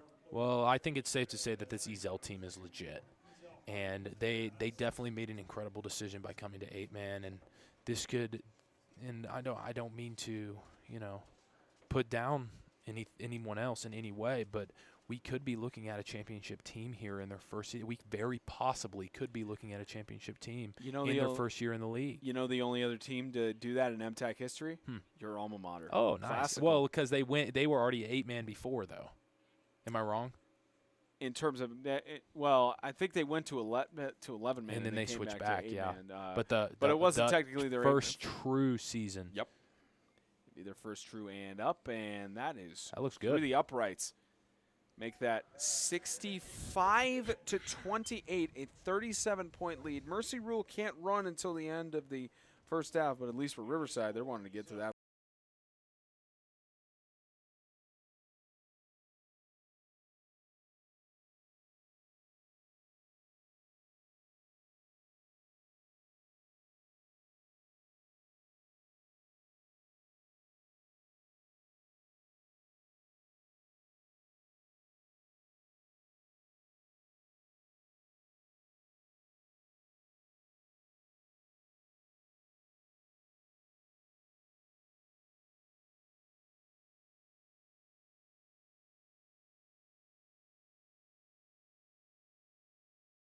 He was just asking. I can wait. I'll be hungrier afterwards. Oh, appreciate it. Yes, you make a valid point. And Riverside loses the ball. Picked up. Goodness. And the kicker. The kicker recovers at Davidson. Coming from a special teams coach. Whoever is running special teams has had an incredible game. Jake Rubelski was the intended recipient of the ball there, but just lost it at the last second, and the mistakes just unfortunately continue for Riverside. Whatever the result of this game is, they need to go over to the special teams coach and put the Gatorade bucket on him because he is pitching a shutout tonight. One of the other factors that's come into this semifinal playoff is that, of course, you've got to play 3 games in a row because Riverside did play South Haven back-to-back, but they played a home game, and then they traveled up to Springfield, and then this week traveling up to Antioch. So Riverside, of course, as a number 3 seed, not a home game in this postseason. As Braxton Coleman, flag thrown in the backfield. Braxton Coleman is brought down at about the 28-yard line, and we'll get a penalty call in just a moment. But again, Odell Bradley, the official for tonight's game. He's the white cap for CCS Lancaster last year. Holding on offense, 10-yard penalty, repeat, first down. And move it back 10 yards. But yeah, travel has been a factor, at least for Riverside. Of course, the question, does it affect him actually or not? But not having a home crowd environment is very tough. Yeah, definitely, and it's strange that Riverside was a 3rd seed with the season that they had. But man, I cannot get over this score, Spencer. This is unbelievable. I'm sorry. I don't want to take away from anything. Right. It's just we thought it was going to be a closer game, and pitch to the left side. I believe looks like it's Kadarius Price. Coleman again. They're giving him enough. They're trying to feed him through this game, get him ready for potentially the championship if they can clinch it. But good gain of about 12, 13 yards for third down. Yeah, and that penalty helped the defense a lot, and I think that's an opportunity for them to get a stop here and head to halftime. But we'll see if they can do it.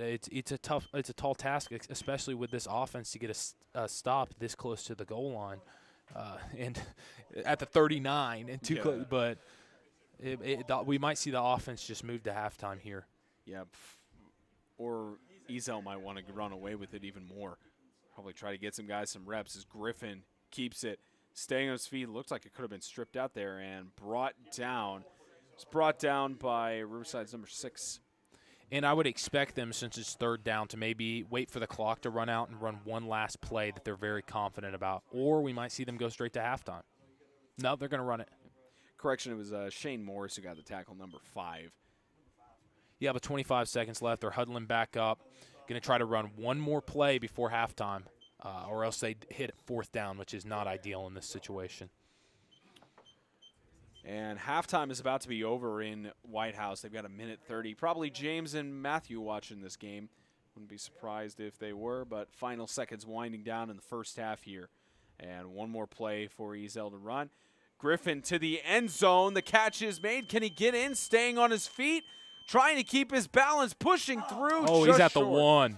Just what a stop reminds by me of a Riverside. Music City Miracle almost, except the stakes were not as high. But Jamari Liddell almost getting to the end zone. That's the end of the first half, 65-28.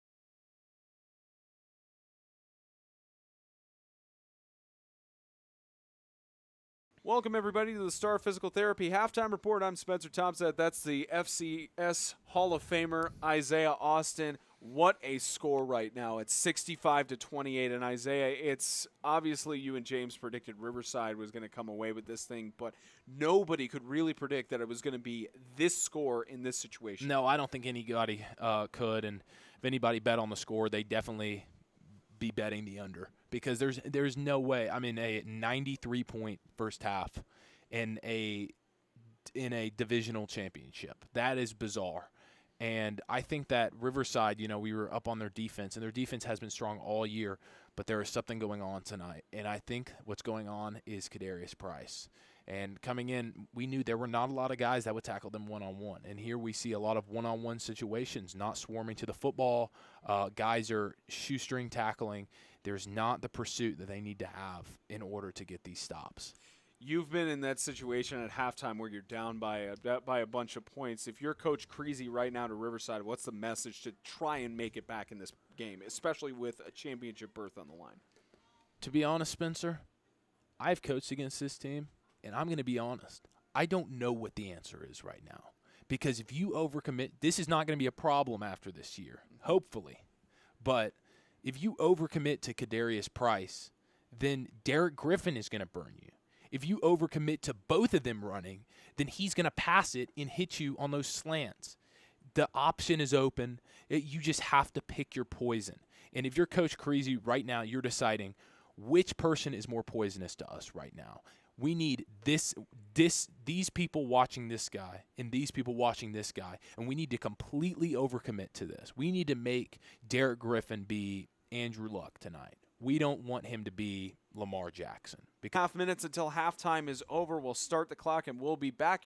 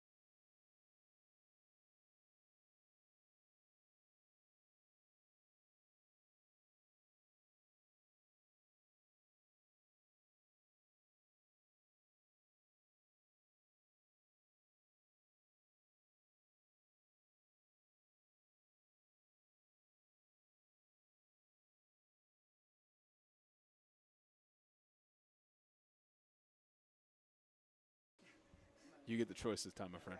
Really? Go ahead and look at your phone. Whatever's going to be open, at least. You've given me too much power. Of course. Start of the third quarter and a kickoff that goes out of bounds. Spencer Thompson and Isaiah Austin proud to bring you this MTAC semifinal playoff game live. It is a running clock. So with the mercy rule running down, it's maybe over sooner than later, which is really unfortunate because all the hype that was building up into this playoff game, it seemed as if now it's turning out the other game is the good game.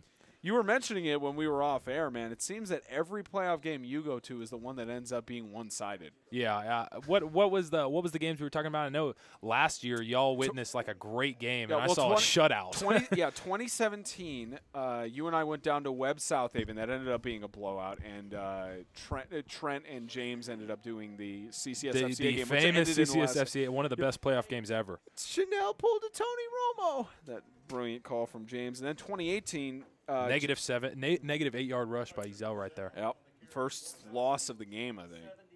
But, you know, last year you and I you were with Cole Warren down at Webb Heat, which ended up being 40-0, But was the funniest broadcast of all time. Then James and I got Lancaster CCS, which was a little bit more close. It ended up being one-sided, but it was still close. Yeah, but still two good teams. And then here we got a running clock, and James and Matthew Bowden are now 32-6. Christian Community is leading with 3:40 left to go in the third, and it looks like if the scores hold for both of these, it's going to be Christian Community for the third straight year being in the MTAC Championship. Catch is made. Oh, great pursuit. Made. It's like Michael Black. Yep, Michael Black on the reception. And just doing what he does best. Getting the ball and making plays. And move it down further. And, of course, they have to remember there's no consolation game after this. So, of course, you're going to see a lot more of the seniors being put in to try and get some more reps and such because this is the last time they're all together as a team for Riverside. So it's if the score holds. Of course, some of the guys are going to the All-Star game, and they'll be able to get some more fun with players from around the league. But this is the last time that you suit up with the rest of your guys, and you've been in that situation before. Definitely. And at halftime, you asked me, what's Coach Creasy saying to him. I don't think Coach Creasy needs to say much. I think these senior leaders are the ones talking in this halftime huddle, and that it'll reflect whether they have a change. It already looks like the offense looks completely different. And it's not that the schemes are different. Obviously, that negative rush by Ezell, but receivers working hard to get open and the quarterback composed and calm. Those first few plays looking great in RCA's favor. If they score, let's see if the defense can get some stops. Yeah, if they score here, that will stop the mercy rule at least. But, of course, Riverside has more things on their mind. They're not caring about the running clock per se. They're caring about getting back in this ball game. Down by 6 touchdowns. It's a tough hill to climb. Toss on the right side to his brother. Incomplete. A little bit overthrown, but I like it. Taking a shot on first down? Yeah. Yeah, first down. No, second down. And you look at the matchup. You look at the incoming matchup between Ezell and Christian Community. They're on their box score for that game. This will be the second. Josh Borders. No, yeah, you look at the matchup between Ezell-Harding and Christian Community. The final score on that game, if I can get it pulled up real quick, Ezell won that 54-34. Closer game than here, but at least between the Colts and the Eagles, they know how to put up a good matchup. And regardless of what 4 teams are going to collide in the championship, it's set to be a great one. Yeah, definitely. And I think this game, it's not been the result either team wanted, but I do think that RCA has had an incredible season. And this is obviously the best team they've had in a long time, if not ever. So even if the result of this game doesn't end up being what they were hoping, kudos to them for a great season, and I do believe they'll be back. So it looks like we're probably going to catch up time-wise with the Christian Community game because they're at 3:26 right now in the third. So we're probably going to catch up with that pretty sooner than later. It's 34-6 over there in White House, and it's a muff snap. As a muff snap, Black scrambles. No, don't throw it here. Don't throw it here. Tosses it, and how did Raymond Hunt make that catch in coverage? Should not have thrown that ball. That's exactly what I'm talking about. Great catch, But Black, he needs to take the sack. It's been a problem that he's had throughout the season. He just needs to take the sack. That's a or high throw risk. it out of bounds. That's a high risk, low reward situation, but he got a high reward from that with the Well, risk. it is 4th down, and he could have sacrificed a turnover there. That is really tough. But keeps his team at least somewhat in it. It's now 4th down and 2. Obviously, they're going to go for it here. Tough situation for really tough situation, of course, for Riverside to overcome, being down by almost 40 and incomplete. A pass intended there for Sammy Morris. You know, I like the drive. I don't have a problem with what they ran on that drive, and I think that the offense executed pretty strong. And I mean, good offense, but that more than a score, what you really need if you're Riverside is a stop. It's not the offense that's been the problem. It's been the defense, and they're really going to need to make some kind of a stop here, whether it's a 3 and out or preventing them from scoring or a turnover. That needs to happen right now. This is a running clock. We have about 5 minutes left in the third quarter. They have to get a stop right now, no later, right now. It's really interesting. We mentioned that the South Division, as just another great play by Jamari Liddell going to the right side. There goes Jamari Liddell with blocks, staying on his feet. Raymond Hunt finally bringing him down at about the 29-yard line, and it's nothing else that could really be said about Ezell-Harding other than they're just doing what they've done the whole game. And, you know, I heard this. This hurts me so bad that this is very likely going to be RCA's last game of the season, and that if they lose this one, they won't have another opportunity to work on this stuff, because a lot of these problems are fixable. Mm-hmm. This is bad breakdowns, they're bad angles, especially the fact that, you know, at first we saw Kadarius Price tearing it up, but now it's other guys. Guys are coming in and having these same results because this defense is just not breaking down and not swarming to the football. We mentioned it a lot on the show through the season, and you helped testament to it as right side. Kadarius Price getting another touch of the ball and goes out of bounds. But we mentioned it. The South was very strong this year between Riverside, you know, because you look at if CCS holds out their score, Lancaster beat them in the regular season on their home turf. Riverside didn't face CCS this year, faced them last year and lost. But Ezell-Harding went up to Christian Community and beat them there on their 40-by-80 field. So the South, at least 2 of the 3 playoff teams got a victory over the Colts. So in that situation, it's a potential for the same result to occur in the championship, but for Christian Community, it's going to be interesting. Whoever they face off against here, likely Ezell. Yeah, let's let this play develop real quick.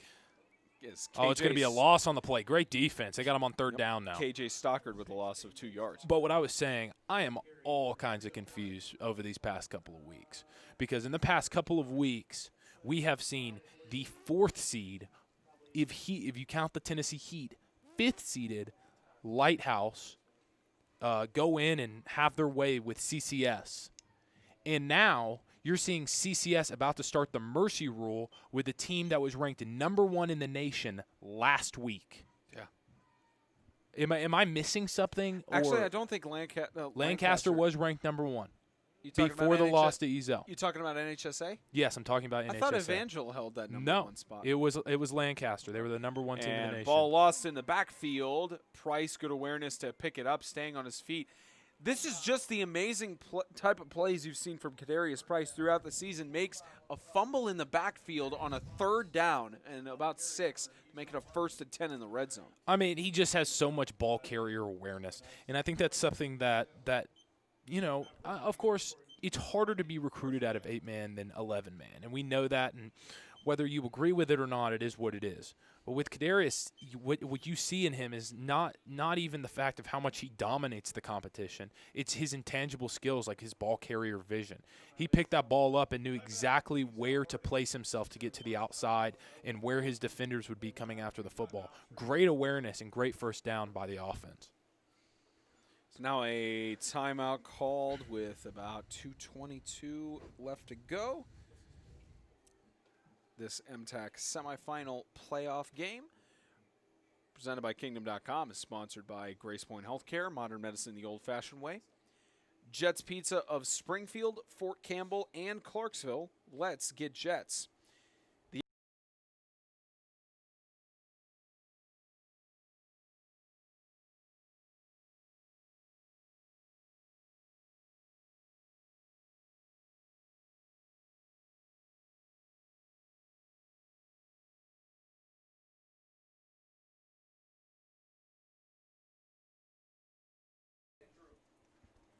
I mean, it's somewhat weird. First round went basically, we knew the exact way it was going to go. I almost predicted the scores exactly. 2:22 left to go in the third, a 65-28 game here. Oh, that's a big boy. Big move up the middle, and Reed Steinley, the sophomore, with the carry. Excuse me, Reed Steinley, a senior. It wasn't as big as I thought. He was just running so big. But great run up the middle. And winding down with about 2 minutes left to go. We're almost fully caught up within 60 seconds of that other semi, caught up time-wise, which nobody would have expected it'd be a running clock in the second half. And this quarter has gone by so much faster than the first and second quarters. This is almost a 47-minute first quarter. Right now they're on commercial break up in White House, but James Shannon and Matthew Bowden on the call for that one. Of course, Spencer Thompson and James Shannon have been in the broadcast group primarily. Got Isaiah Austin in the booth with me for the semi-playoff game, which, I mean, you mentioned it in commercial. For some reason, you keep going to the semis and end up being blowouts, which, I mean, for Ezell, that's a benefit. Well, both games are blowouts now. For Webb, it was a benefit last year. And for South Haven, it was a benefit 2 years ago. If the CCS game ends how it is right now, that's a blowout too. It's even a worse proportion than this one. Because at least Riverside's offense put up a fight. And we've seen very well what happens when Jordan Flanders is put in an MTAC championship situation. He had that in 2015, close game, eventually losing to Franklin Christian. Missed the playoffs in 2016, the only time he's missed it at the head coach. And that's a TD. And another touchdown. They hit the 70 mark. Reed Steinley. 71. Now, an unofficial statistic that we've heard in the broadcast booth is that supposedly the highest score that Ezell-Harding has had in any of their football games in school 81. history was 2001 when they won the state championship. It was 81 points against Lighthouse Christian School when they were in 11-man football. I don't want to get ahead of myself, but could this be a foreshadow? It might be.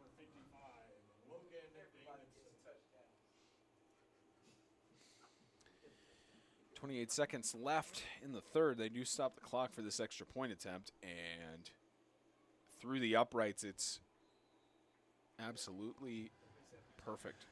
72-28. This MTAC semifinal playoff game, presented by Kingdom.com, is sponsored by Tennessee Heat Athletics. Visit TennesseeHeatSports.com. Dr. Sterling Foster. Visit drsterlingfoster.com for all your digestive issues and chiropractic needs.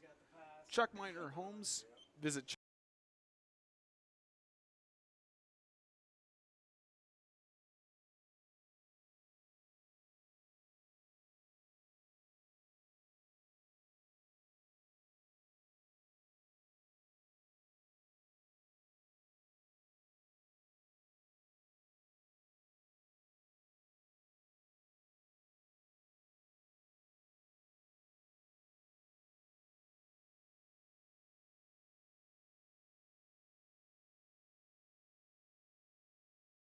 It's scary. Go for it. Drive down to Alabama.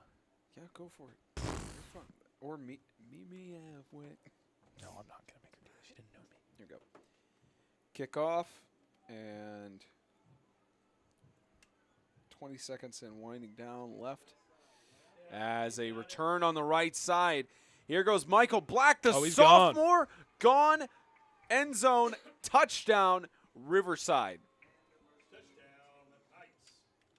And great run on the outside.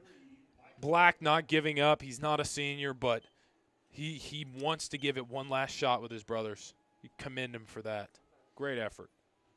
So at least another 6 points on the board for Riverside.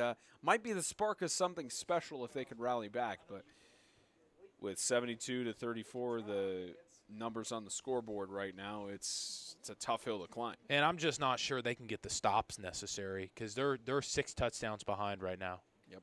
So five, I guess, if you count 2-point conversions, but 5 to 6. Let's go with that.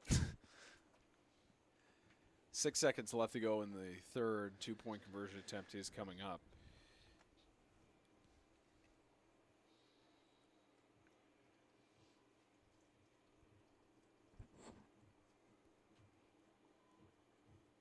And Black looking for the pass. Intended toss for his brother, incomplete. Good defense right there. 72-34. This MTAC semifinal playoff game is sponsored by International Fire Protection Incorporated. Life safety is our business. Grow, Live, Give. Visit growlivegive.com. Start.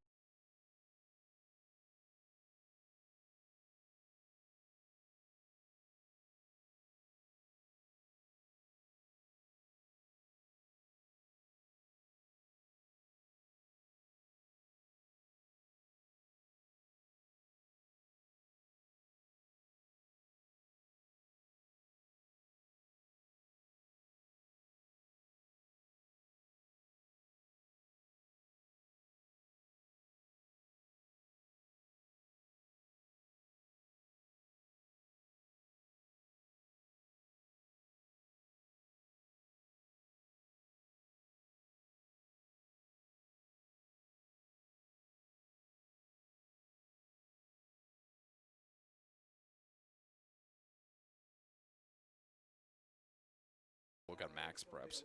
Oh, you're right. Yeah. Do that for Riverside, and then we'll get a shot at McGee probably just shortly after. Kickoff for Riverside as the clock runs down after the score, and that's going to be the end of the third quarter. As Hey, they got to blow that whistle. All whistle right. is blown dead. That ends the third. So just 12 minutes left for Riverside to try and get something going. And just adjusting our scoreboard, you see this stuff live. And start of the fourth quarter, 12 minutes left.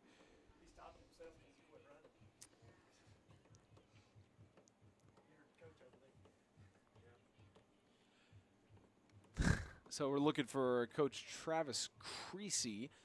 Do our usual shot towards the end of the fourth. We'll probably Am I find missing him something?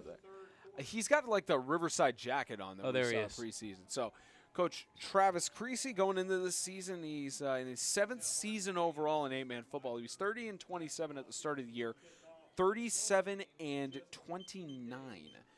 And looking to be 37-30 after this game, but being over 500 at any level of football is very difficult. And for Coach Creasy, for what he's done for this program, it's been incredible. Yeah, very impressive season by Coach Creasy and this whole Riverside team. Going into this season, there were a lot of expectations, and I feel like they took advantage of those expectations, and I think that they shattered those expectations. And even though they were a 3rd seed, this was a team that only lost 2 games throughout the course of the season. So great job to them.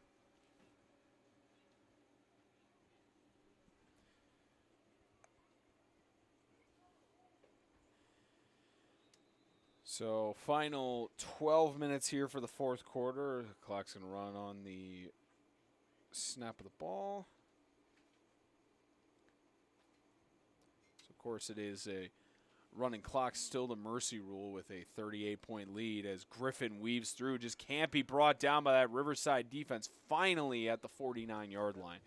That's unfortunately been the story of the game for Riverside. And I wanted to make a correction from earlier. The ranking where Lancaster was ranked at number 1 was not the NHSA ranking. It was another ranking. So they were number 2 on NHSA before their loss to Ezell-Harding. They're still up there, I believe at number 5 or 6, something around those lines. But got some other schools that are well ahead of them. And 42-6 is the score at the start of the fourth quarter, so it looks like we're getting close. I believe we are at a running clock now for that semi up in White House. We're at a running clock here, so both games being one-sided, and it's set to be a very interesting championship between the Eagles and the Colts. As the ball pops loose, Riverside falls on it. Recovered by Riverside. Riverside has an opportunity to stop this running clock. With 10:48, they have an opportunity, but a good play there. First down, Riverside Christian. Coach Dustin McGee in his second season as the head coach of the Eagles. He was 3-9 overall in 11-man, but I believe 7-1 after this season. So make that 10-10. And looking to go 11-10 on his overall I think record. they played more than 8 because they went down and played Evangel, didn't they? It's probably 8-1. Mm-hmm. It's probably 8-1. So make that a 11-10 record. So make that 12-10 if assuming the score holds, and then has a chance to play for a championship and potentially bring back a trophy for the Ezell football team for the first time since 2001 when they beat Lighthouse when they were in 11-man football and brought down, and looks like we got an injury on the play. We'll see if we can catch the back end of that. And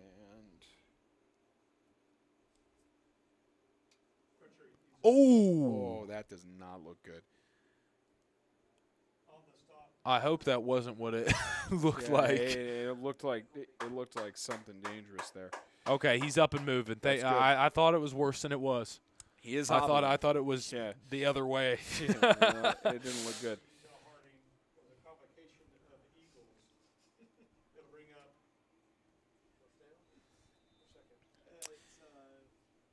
So 9:40 left to go in the game, and Ezell-Harding just trying to wrap it up and get prepared to play an MTAC Championship on their home turf. Probably the first time that anybody coming from TSSAA has had the opportunity to do. Now this is dangerous. You can see has a great tackle on the play. On the right side here, you see a Ezell corner pressing Michael Black, and that's dangerous because if he breaks free from that, he's quite the deep threat receiver. So don't forget, ladies and gentlemen, we will be broadcasting the MTAC Championship next Saturday at 7 p.m. We'll, of course, go live at about 6:30. We'll cover do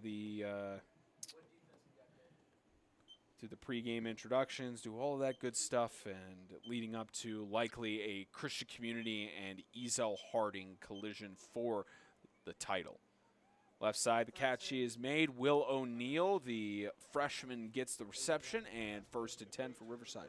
Well, it's good to see the underclassmen getting involved now, showing that after this season they're going to be okay. They have a lot of pieces. Obviously, they would have wanted this game to go differently, but you hate it for the seniors and you love it for the younger guys because they get an opportunity to play at this kind of stage.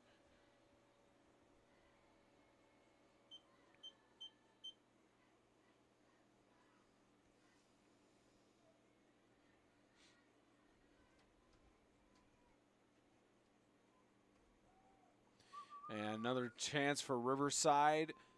Black scrambles, looking for the pass, gets it over. Nice. Tipped at the last second, intended for Crutcher Ezell. Great contest by the defense. Awesome. He just went up for it, snagged it over their top statistical player on offense. It was broken up by Noah Preston. So about 7.5 left to go.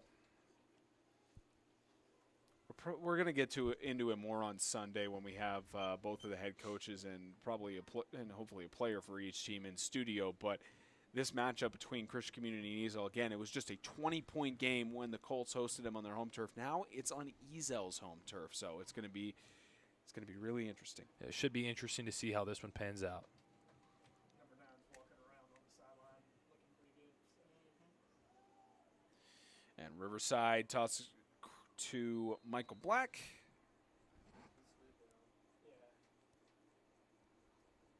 The pass was complete to Michael Black. So now a second down. Yeah, and another good stop by the defense. I think that it's hard to keep guys locked in. This is similar to a consolation game. Yep. Like when you know that the clock is running behind you and that you're out of this game, what makes you keep going? And I think the answer to that is the guys around you. They keep fighting for each other. And I think that this offense and defense will continue to do that until the whistle blows. About 6.5. You wonder when Creasy will start using timeouts just to give his guys more reps. I don't know if I don't know if he'll do it at this point, just because he doesn't want 80 to go on the scoreboard. About 6 minutes left. Scramble for Michael Black. Brought down. Finally brought down.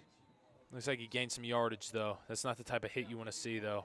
David Black is brought down by Ezell-Harding's number 55, Logan Davidson.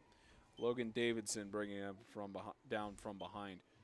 A guy that's has his career ridden with injuries up until this senior year. That's not the type of hit you like to see on your quarterback. Not a dirty hit, but multiple guys crashing in and him slow to get up. Not a good sign. I'd like to, of course, thank all 36 of you watching. Of course, all the 26 of you watching the other semifinal between Christian Community and Lancaster. I think it just shows who's better.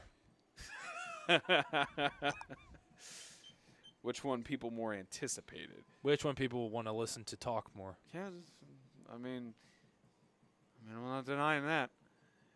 4th down and 5. Riverside trying to go for first down, maybe a little bit more. Toss to Raymond Hunt. Incomplete. Turnover on downs. And you hate to see it, but this could very possibly be the last offensive possession for Riverside and these seniors. You hate to see it end like this, but hopefully they get another go at it. See if they can do it. And clocks are what started out as CCS had a lot faster game in the first quarter. They're down to about 7 minutes left in their game, and it's a 42-6 score. So running clock over there, and it looks like Christian Community, they're still on offense. So they're going to probably pop another score in here and just wrap it up from Mayfield. Lancaster's had 2 running clocks in the past 3 weeks. That is bizarre. That'll be the big question. Got a new quarterback in, looks like. It's like Liddell. Maybe the guy for next year. Jamari Liddell, they're trying to get him some reps. And wrapping up here. I mentioned it before. We're going to preview it on Sunday with Extreme Radio at 4 p.m. We'll talk about the championship and such. But Ezell and Christian Community, that's going to be a matchup that I think is going to be a different turnaround from the last time. It's probably going to be closer than 20 points. We'll talk about it. Yeah, of course. We'll talk about it. Because I don't want to agree or disagree because right. I got hot takes. Yeah, you got a hot take. They're not as hot. They're not as hot as thinking that Riverside would win this game. Yeah. Hey, if Riverside winning at CCS in the championship, I might just retire at 19. Don't retire from the broadcast booth. I need you. Second down and great run. Jamari Liddell. He's got one more to break. He's got one more to break. Cuts another one. Okay, maybe 2, but there we go. Finally brought down by Riverside defense, but a little bit too late, and Jamari Liddell just doing what he does. Yeah, and he's had a great game so far. I think the most exciting thing, although they've scored 72 points, you're headed to the championship. The most exciting thing about this game, especially from their fans' perspective, is Jamari Liddell. He's had a great game, and it shows that after Derek Griffin has graduated, you're still going to have a threat in there at quarterback that can play alongside Kadarius Price. Looks like we got a call from the official. And we'll wait on the referees. Equipment violation. On offense, 5-yard penalty. Be first down. So an equipment violation. Interesting. Interesting to see that kind of thing later in this game, but no, it's especially at the end of a play. But I've never seen that added on to the end of play. So someone must have come in with a shirt untucked or something. Added towards the end, and a handoff. That's to Noah Preston. And right side flag thrown in the backfield, so getting some more stoppages for penalties. Swallowed up by Ezell. Get the call from Odell Bradley. He's been the white cap for this game. Performed very well. He's also, we got the cruise for the MTAC Championship. I believe he's on that as a linesman. Holding on offense, 10-yard penalty. Be first down. A little bit too late on the penalties occurring in the game that were costly, but of course these all mostly running their backups at this point, so just trying to get it going. Yeah, and I know a lot of this second half has been running clock and conservative defense and offense, but the Riverside defense, it looks like that they responded to how they played in the first half, and I know a lot of it has to do with substitutions, but it looks like these guys are going out strong. Like these guys are knowing that they're playing their brand of football now, and it's fun to watch. About a minute and a half, incomplete. Now, usually we go on Instagram Live for our broadcast, but it looks like they changed the password recently, and I got logged out.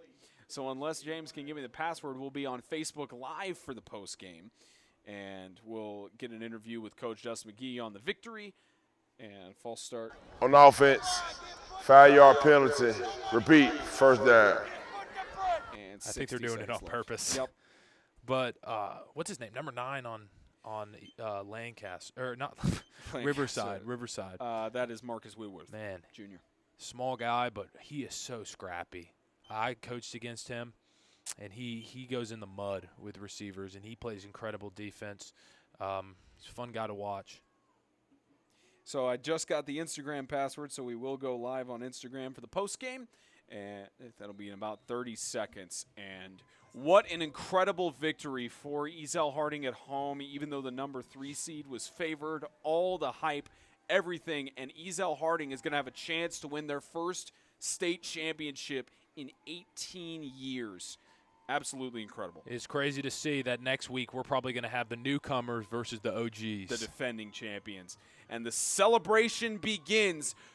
The Ezell-Harding Eagles, in their first year of 8-man football, are advancing to the MTAC Championship. 72-34, the victory over Riverside Christian. We're going to head down to